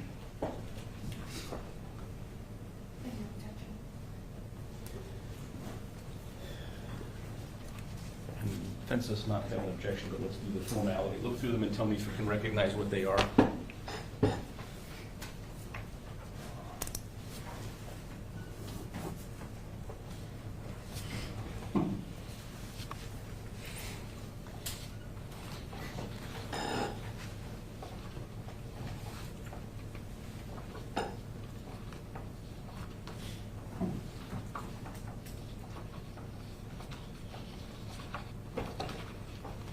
You recognize what those are? I do. They're additional screenshots from the extraction of the phone. Are they fair and accurate? Yes, they are. All right. This time I asked 343 through 357 for identification be admitted as full exhibits. Hearing no objection, will be received as exhibits 343 through 357 consecutively. Now, looking at 343, and one of the reasons we've gone through this kind of methodically in the beginning, so we know what we're looking at. You told us that, testified earlier, that the gun was purchased from Boom Booms on the 8th. Is that correct? Yes, sir, that is correct. And that Mr. Xavier left his position at the, as a corrections officer, on the 9th. So looking at the timeline of the phone, we have a an entry that's been highlighted. Try to blow it up a little bit here. There we go. And what date is this entry made in the timeline? January 9th, 2019. All right, and what was the time? 12:23:32 a.m. And we know that that's the correct Eastern time because it's -5. That's correct. And also for the time of year, January. Yes. And then what is the, slide this over here so we can, I'm trying to blow it up so we can see what we need to see. But what is the group or the message that this timeline indicates? It says you have joined the public group, # suicide isn't the solution. All right. Now, if we go back over here and look at the kind of all the entries, then we'll back it up. We'll make it smaller here a little bit.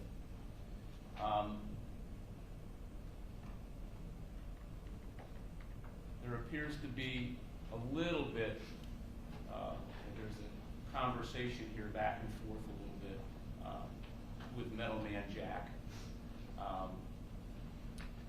And it doesn't go too far. There's a couple of hellos. But what I want to ask you about is over here in this column, there seems to be X's. Yes, sir. That's Do those X's have any significance? I'm talking about the ones that are right here. Yes, they do. What does that mean? That an X in that column means that item has been deleted from the phone. All right.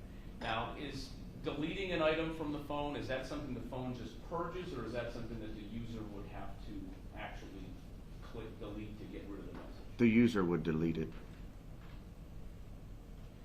So in our timeline, you indicated the gun was purchased on the 8th. Mr. Xavier resigned from Avon Park Correctional on the 9th. But at some point, very early in the morning, this chat room or this group was joined. That's correct.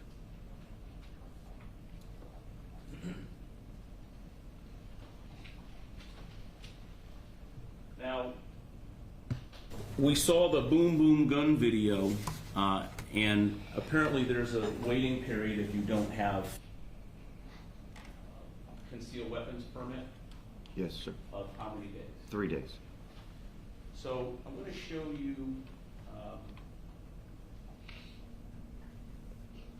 what's previous, exhibit 344. I'm going to start at the top here under, we have a different tab called Notes. Are you familiar with Notes? I am.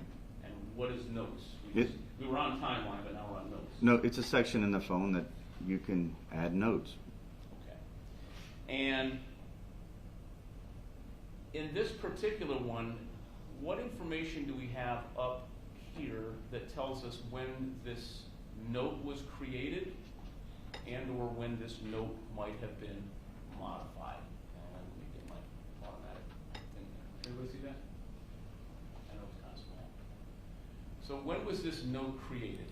It was created on June 27th, 2018 at 12:15:11 a.m.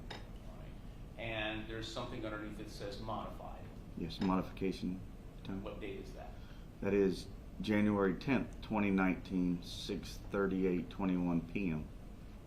So 6:38 in the evening, it was modified. Now, Correct. can you tell what was modified, or can you just tell that there was a note created at one point and then it was modified on January 10th? I cannot tell what the modification was. It was some part of it was modified. And it could be as simple as a period? That's correct. Actually, could it have been the whole thing? That's correct. So it could be any range of things. Yes. But as of January 10th, 2019, the note we're talking about is this note the body of it that is contained in part here. It goes on long enough that I can't put it all on the screen at one time.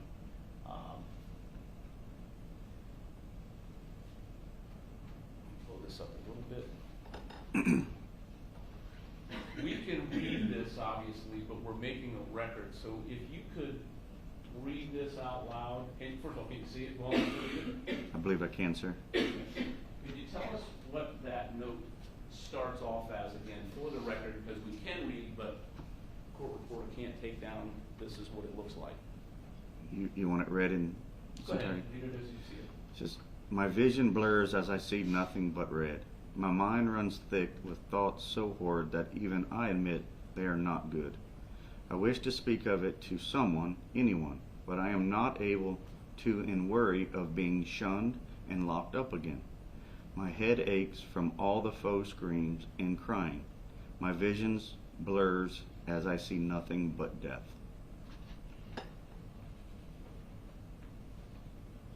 My mind melts as the screams and begging for mercy drown out everything I hear. The blood I see wherever I look, and I cannot wash the blood from my skin. The faces and the emotions of those I kill are burned into my memory to the point I feel like I've known them my entire life. Just today I saw a woman I believe to be named Amanda, and it was pleasant until I saw a gaping gash in her left breast that pulsed blood with each heartbeat. My mind melts as I go insane.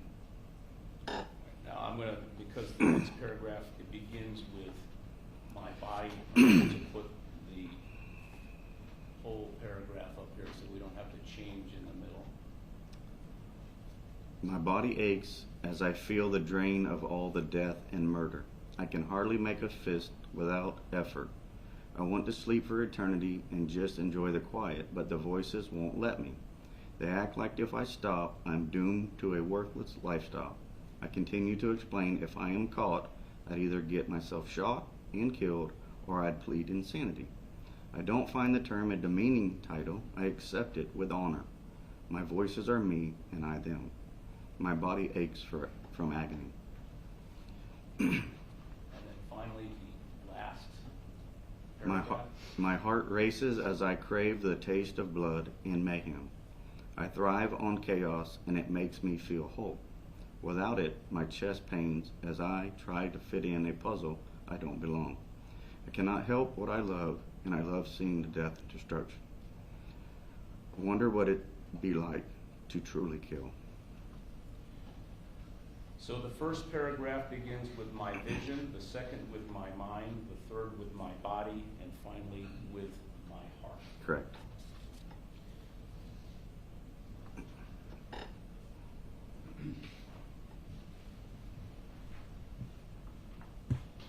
And that was at least modified on January 10th. Yes, it was. That would be 2 days after the gun was purchased? Yes. And the day after Mr. Xavier left the employment of the prison? Yes, it was.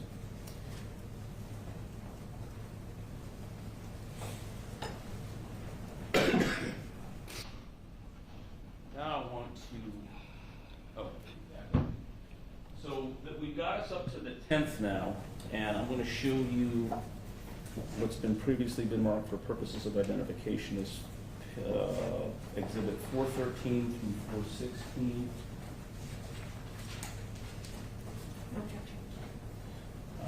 This time, I believe there's no objection by the defense. The state would move 413 through 416 into evidence as full exhibits.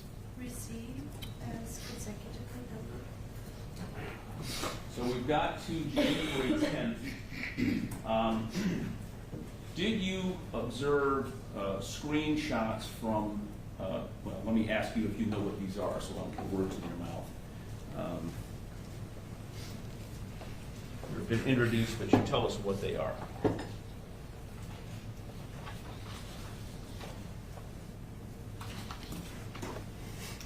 These are screenshots from a cell phone. Is it the defendant's brother, Zachary's cell phone? Yes, it is. All right. And Zachary, at the time during your investigation, where did he live? I believe he was in Indiana. He was in Indiana. So Zephan was down here. His little brother, well, I should say his little, was his brother younger than he was? I think we've heard Yes, testimony yes. of that. Okay, so that's Zachary's phone. Yes. And that was done, those photographs were taken at your request by other people that worked alongside of you with this, in this case? Yes, they were. All right. Now, the images that we see on there, why they may be screenshots of Zachary's phone, did you also find those images on Mr. Xavier's phone to show that they were taken with his camera and then shipped? Yes, these images are from his phone. Okay, Mr. Xavier's phone. Yes, they are. All right, now that we kind of have our bearings on that, I want to show you 413. Oops, that's gigantic. So, we have a screenshot here of a cell phone, and the person that, in this case, Zach is speaking to is whom? Zephan. And can we see the date that this was captured on the phone? That Saturday, January 12th, 2019. Now, what was the day that we saw on Boom Booms where Mr. Xavier actually picked up his gun? January 12th, 2019. So it was the same day. Yes, it was. Now, if we look at this, I can't get the whole thing on here. Well, I guess I can. We have a photograph of a firearm, and what else? A magazine with ammunition loaded in it. You'll recognize the firearm in the magazine? I do. Is that the same gun that ended up being collected in this case? It appears to be, yes, sir.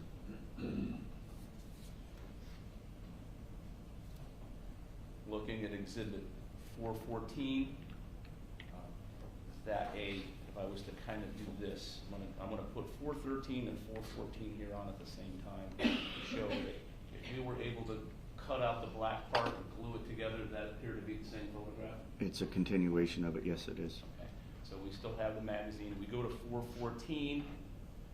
At the bottom of that magazine picture, there appears to be some writing.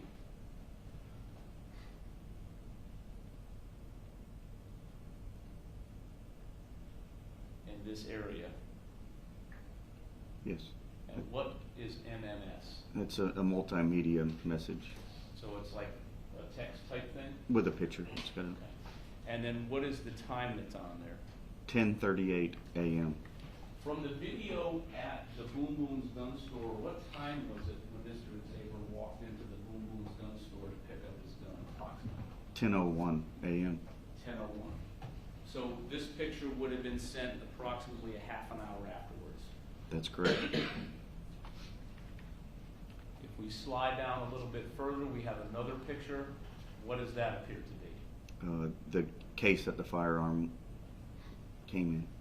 And if we look underneath here, what information do we have about that? We have a time of 10:39 a.m. That is also an MMS. Yes, it is. That would be sending the picture, kind of one after the other. Yes. And then we begin what appears to be a conversation between Z, but at the top the phone identifies the person that's being spoken to as whom. Zephan.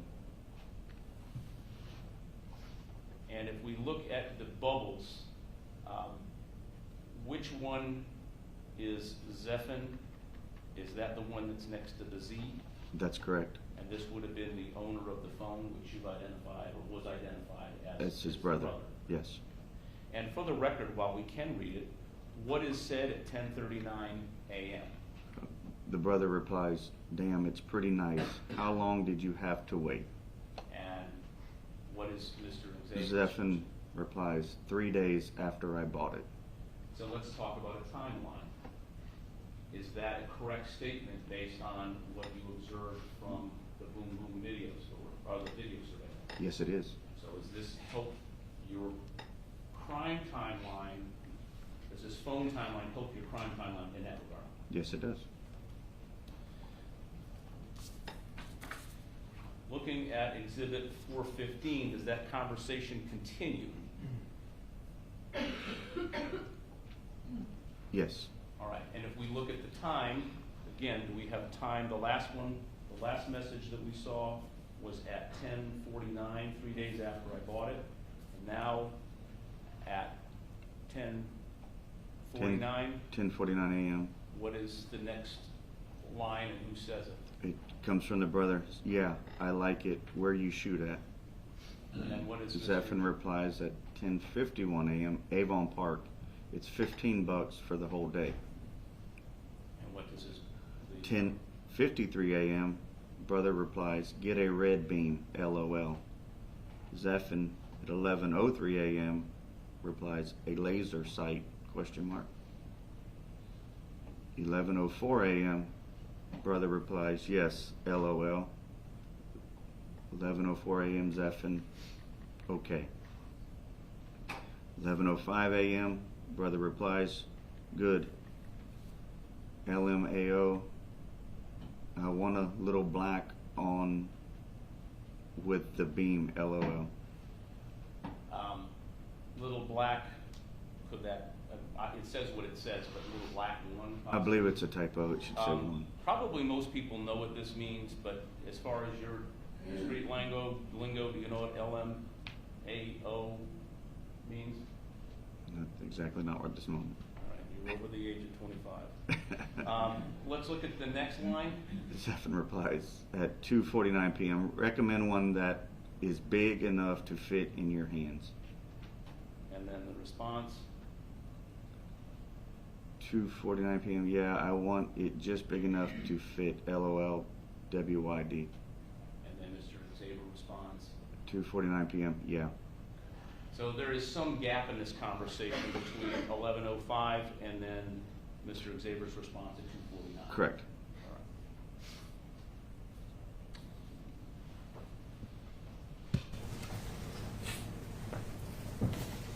right.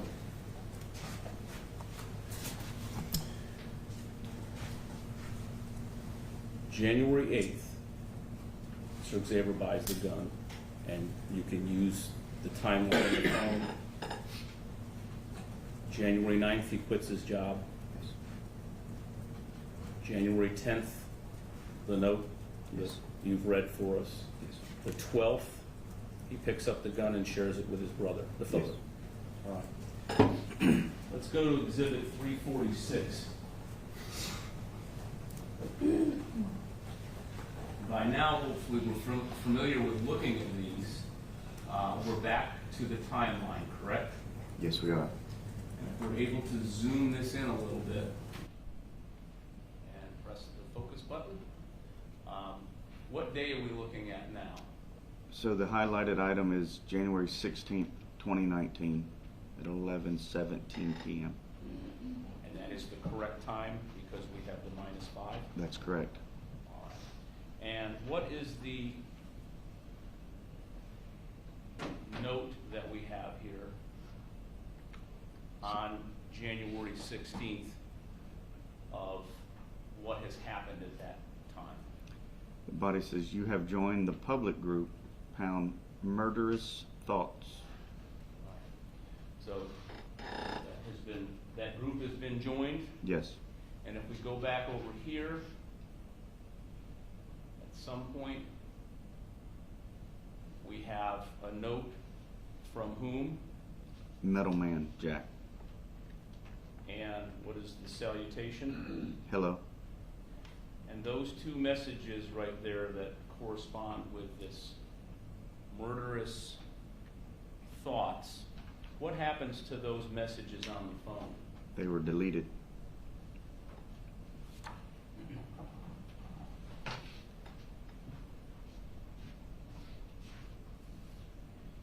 I want to move to Exhibit 347.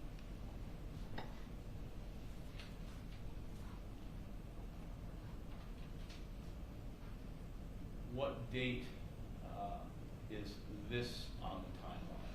The highlighted item is January 18th, 2019, 7:54:27 p.m. UTC -5. And what information do we have about that entry on the timeline? You have joined the public group, pound murder and stuff.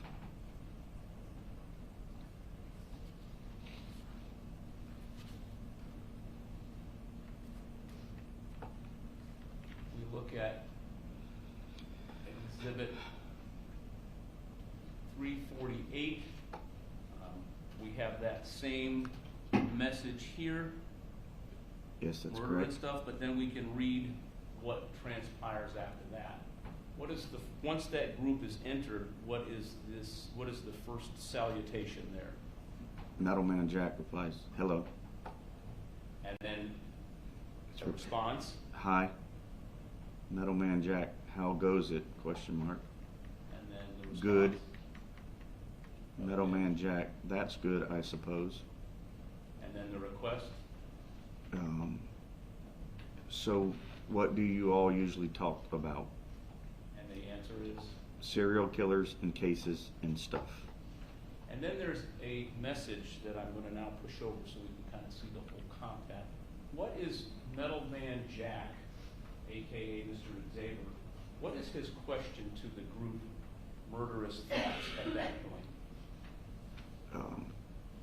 So his response is, so do you know what happens to the family of a killer if the killer is killed while the police are trying to capture him, her, question mark?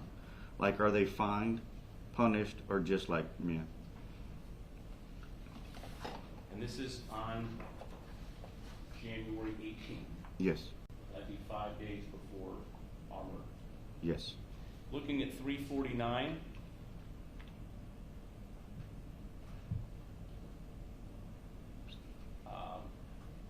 We see the question, the portion of the question here. Yes. So, do you know what happens? And then what's the answer right here? IDK. Do you know what that means in text language? I don't know. You don't know, or that's what it means? That's what it means. Okay. Well, you're batting 500 now. Getting better. All right, so if we look at Metal Man Jack's response, let's see what that response is. I can't ever find the answer, no matter where I look. Now, I want to go back over to our column here. When we joined this group, you see up here, maybe make it a little bit smaller. You have joined the public group, Yes, I do. so that's our murder and stuff. Yes. If you look over in this column, what happened to all of those messages or those questions and answers with regard to murder and stuff? Join the group, hi, how are you, how goes it, good, that's good, I suppose. So what do you usually talk about? And then the question about what happens to a killer. What happened to all of those messages? The entire conversation was deleted.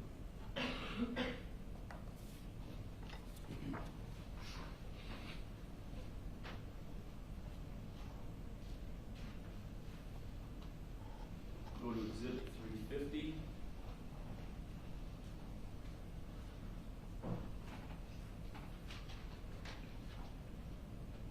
Now, I'm going to start here. Try to get all this in here. When you look at this happens, we've changed the tab at the top. What tab are we in here? This tab is SMS messages. All right, so we've left the timeline. That's correct. We're in SMS messages. What's an SMS message? Kind of in regular. Single media, it's just text, no attachments, no pictures. It's a text message. Correct. Right. So, what can we tell? And I'm going to talk about the highlighted one in a minute. But if we look at kind of this page, and I'm going to actually get out of that one for a second. Do we know the times and activities here in different texts to different people? Like Hunter at the top, that goes to 1/6, and this kind of goes backwards in time, and it documents some of the text messages. Correct. All right. From this particular device. Yes. I want to talk about what we have here on 1/22/24. we have a text message. And if we look at the time, It's on 1/22/2019, 10:56:04 p.m. UTC -5. so that's the right time. Yes, it is. This is the evening of January 22nd. Yes, it is. And the homicide occurs on, January 23rd, the very next day. so this is about 12 hours or so off from when the homicide occurs. Correct. 12 13, hours 14, close. and a half an hour. So there is a text message.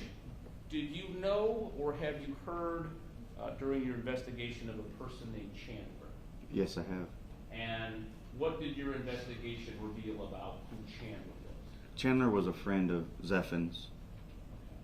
And did you research who he was and if he was still around and if you could reach out to him, et cetera? Yes, yes, I did.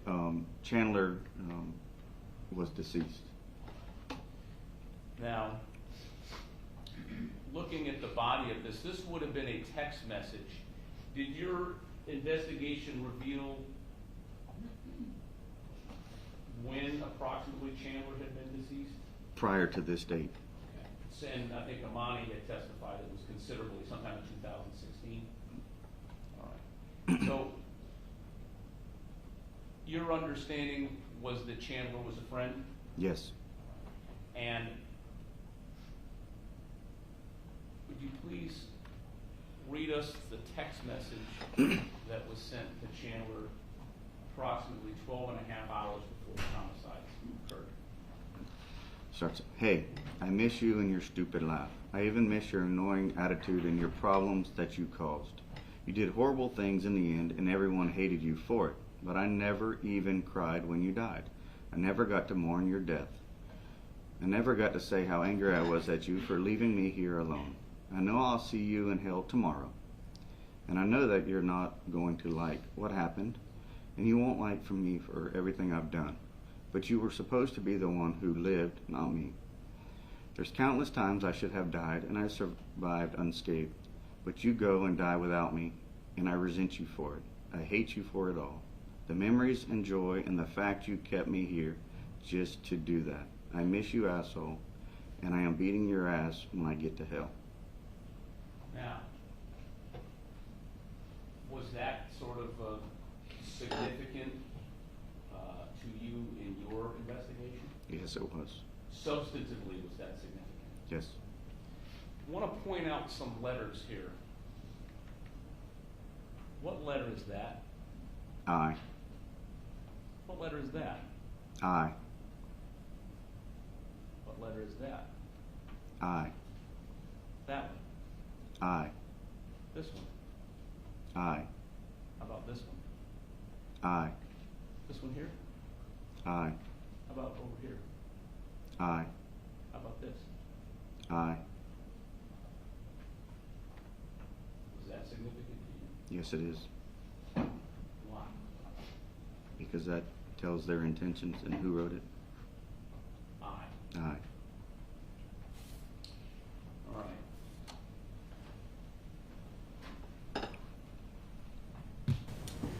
Now I want to go to the timeline that we have beginning the morning of January 23rd, the day of homicide. I first of all want to stop right above the highlighted line. In that web history that we see there, what's the date and time of that? Talking about That would be January 22nd, 2019, 11:41, 57 p.m. UTC -5. All right.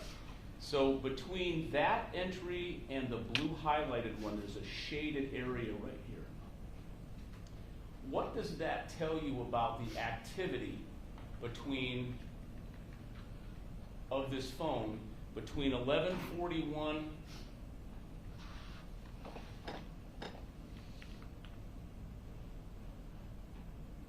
57 on 122 and 5:30 in the morning on 123? What does that tell you? There was no activity of that type. There was no activity during that time period. Okay, so this phone was not being utilized then?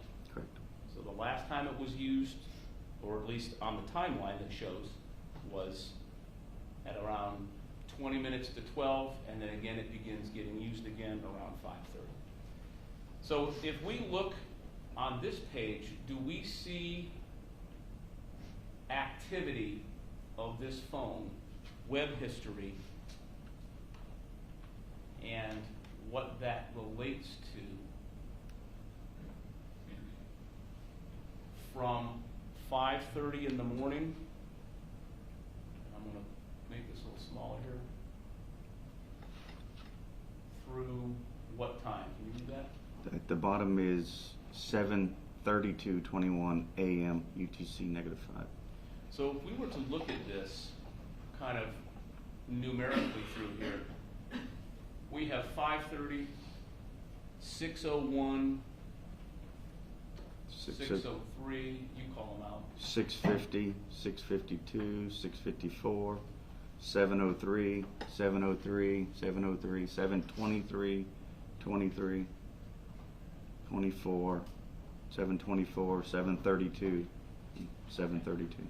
So that activity is on, generally on what website or?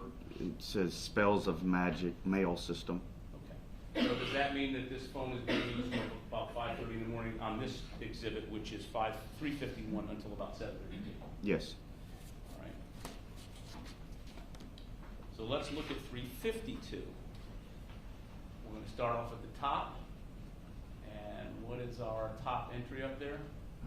1/23/2019, 7:32:21 a.m. So that picks up where we just left off. Yes. So we can, if we glued them together, that'd be the same when we left off.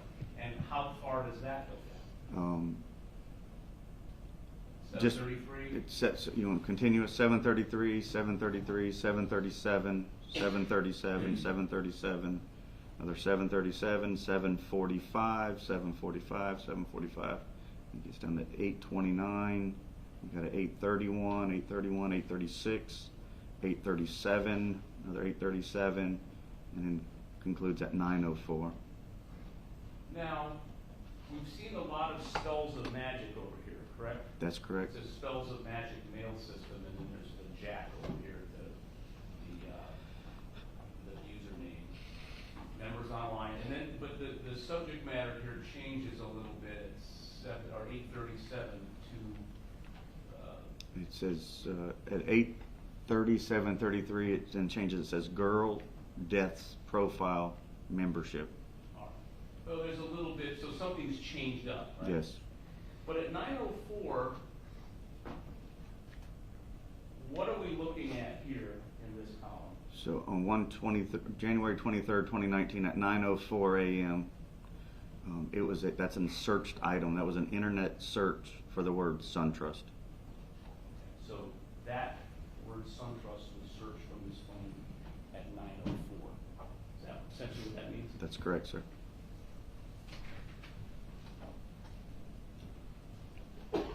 You're familiar with who Amani Davis is, right? I am.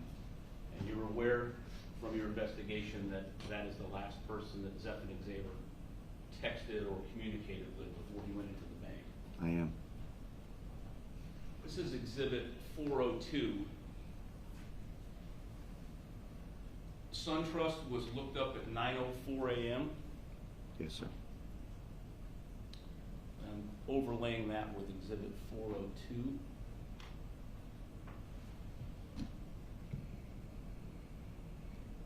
What at 9:03:46 does the defendant text to or Google message Amani Davis? On the 23rd at 9:03:46 a.m., the message was, I am thinking about horrible things and I'll tell you around noon. So 3 hours. What's the next entry? So at 9:04:38 a.m., Amani replies, that's too long, especially if it's horrible, before your ass will do it. Where does this entry at 9:04:17 fit in timeline or the Google apps where he's communicating with Imani that morning? Less than 1 minute after sending the message, I'm thinking about horrible things, and I'll tell you around noon, he searched SunTrust. Then SunTrust. Correct.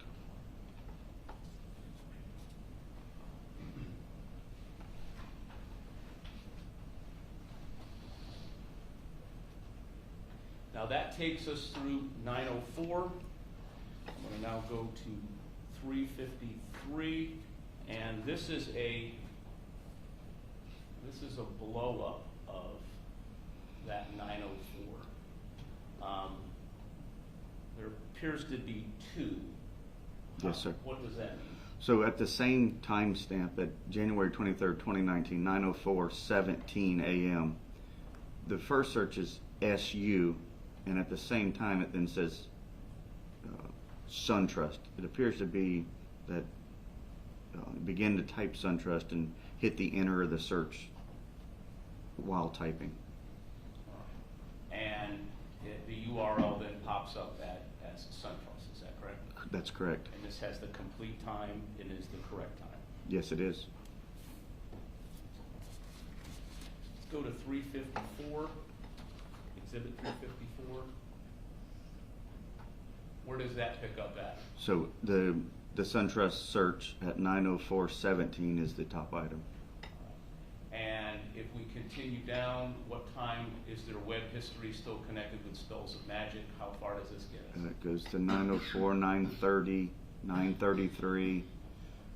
There's a phone call at 10:54, 11:04, 11:04, 11:06, 11:07, 11:19, 11:20, and then it ends at 11:20 a.m. Okay. Now we're going to pick up with 355.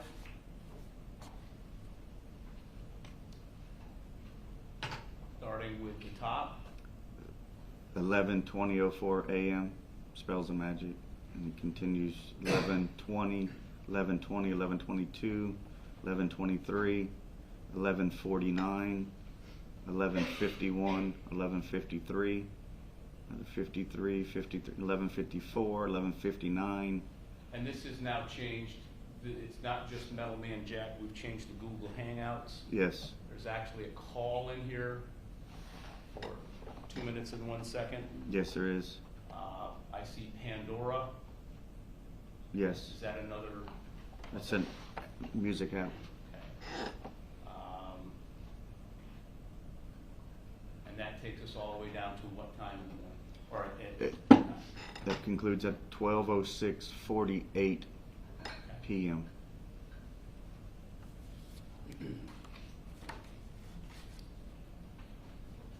Now,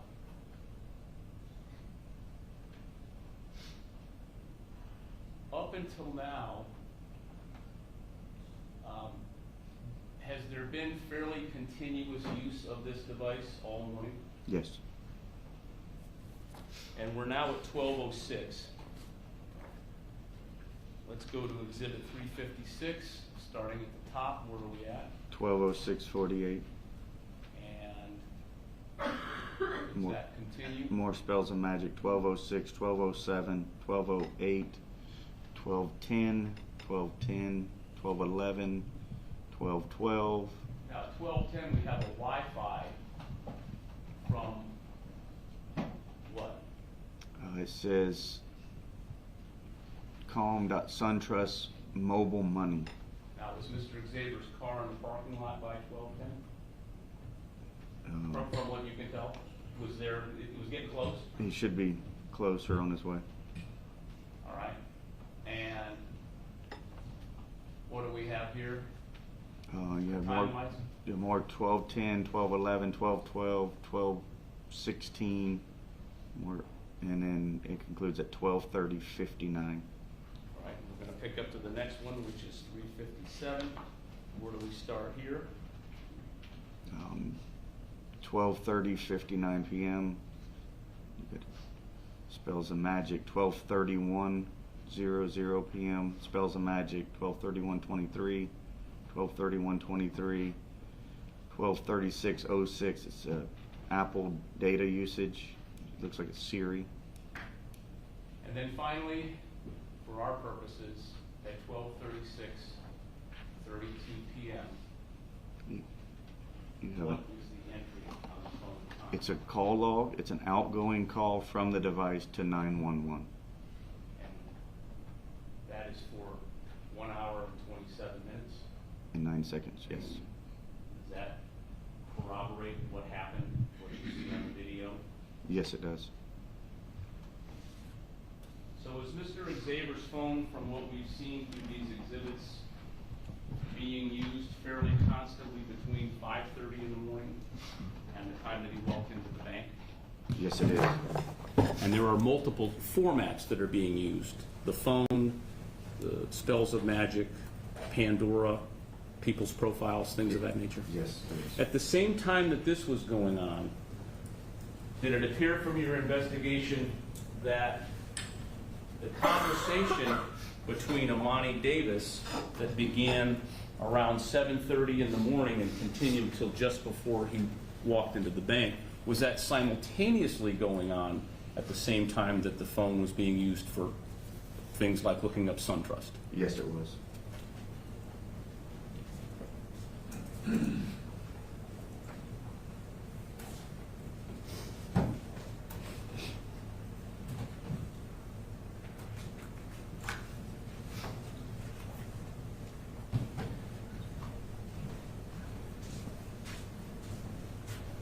Last thing I want to ask you about.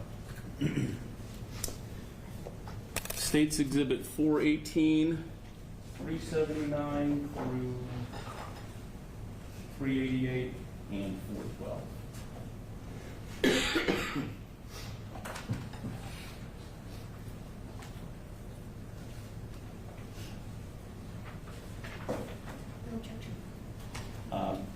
There being no objection, I'd ask that States Exhibit 418, 412, and 379 through 388 be admitted as full exhibits. And you can receive as numbered. I'm going to put 418 up here.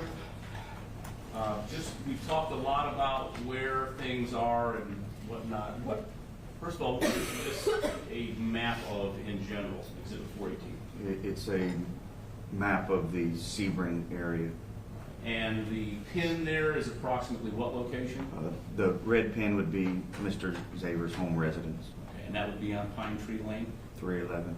All right. And then at the end of the red line, approximately where does that end? That ends at SunTrust Midtown branch at 1901 US 27 South.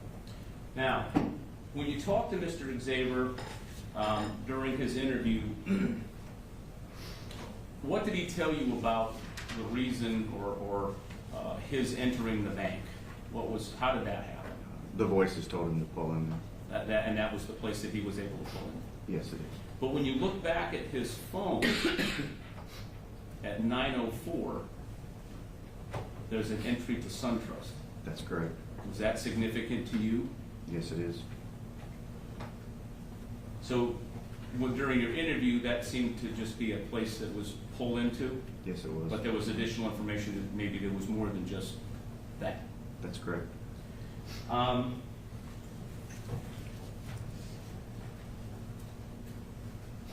these are in evidence, and I'll flip through them quickly, but between this point going on a drive and ending up at the SunTrust Bank, are there other places where there's an opportunity to pull in along that route? Yes, there's several roads, parking lots.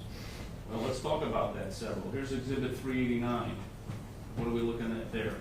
That is a zoomed-in version that shows US 27 on the right corner. Along the top of the page is Thunderbird Road. There's a red pin over to the left side. That would be Mr. Xavier's residence, 311 Pine Tree.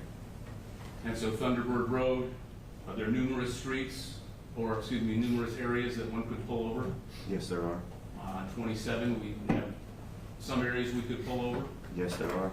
Looking at 380, how does that, is that the next, what are we looking at there? Does that now connect further down 27? That's a section of 27, and Thunderbird Road being the top border, 27 traveling through the map. Are there places that one could pull over if they needed to? Yes, 381, it's a continuation of the last of US 27. so we're traveling down 27? Yes, you are. All right, and I guess I could do this sort of as if I was to glue one to the next. Looking at 382, It's a continuation of US 27. certainly someplace to pull over there. Yes. 383, Further continuing south on US 27. additional places to pull into. Yes, there are. 384, Further continuation coming up to Lake Jackson. are there other places that one could pull into? Yes, sir, there are. 385, Further southbound continuing on 27. other places to pull into there? Yes, sir, there are. How about 386? It's another continuation of 27 as it goes around Lake Jackson south. Are there locations that one could pull to the right in there? Yes, sir, there are more. About 387, Another section of 27 southbound with numerous exits and numerous locations. places to pull over. How about 388? 388 is further continuing around US 27 southbound. It should be Gulfview Road in the middle there. And then Little Lake Jackson is beginning to appear in the bottom of the map. And this is the kind of That's the bridge that connects. Are there places in here that could be pulled over to? Yes, there are. And then finally, 412, Yes, where sir. we had the bridge here. Yes. Is the bridge now over here? Yes, the bridge is now on the left side, and it's about the middle of the map. That would be Tubbs Road, and SunTrust Midtown Branch would be right there in the center of the. We have the SunTrust Midtown branch right here. Yes, you do. And are there places to pull into before you get to the parking lot, including Tubbs Road? Yes, there is. I don't have any further questions. Very briefly.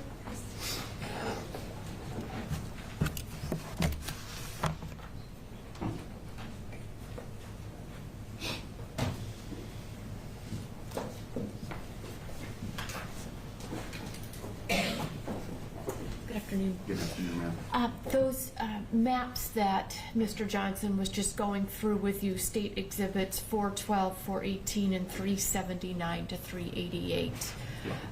Those were the Google photos from Mr. Xavier's house to the location of the bank? Yes, ma'am. Those are photos that Mr. Johnson or yourself printed out and prepared for the trial, correct? Yes, ma'am. Those were not photos taken from Mr. Xavier's That's phone? correct. Yes, ma'am. Nothing further, thank you. And this witness be excused? Yes. Excused from bringing all of your business. Thank you.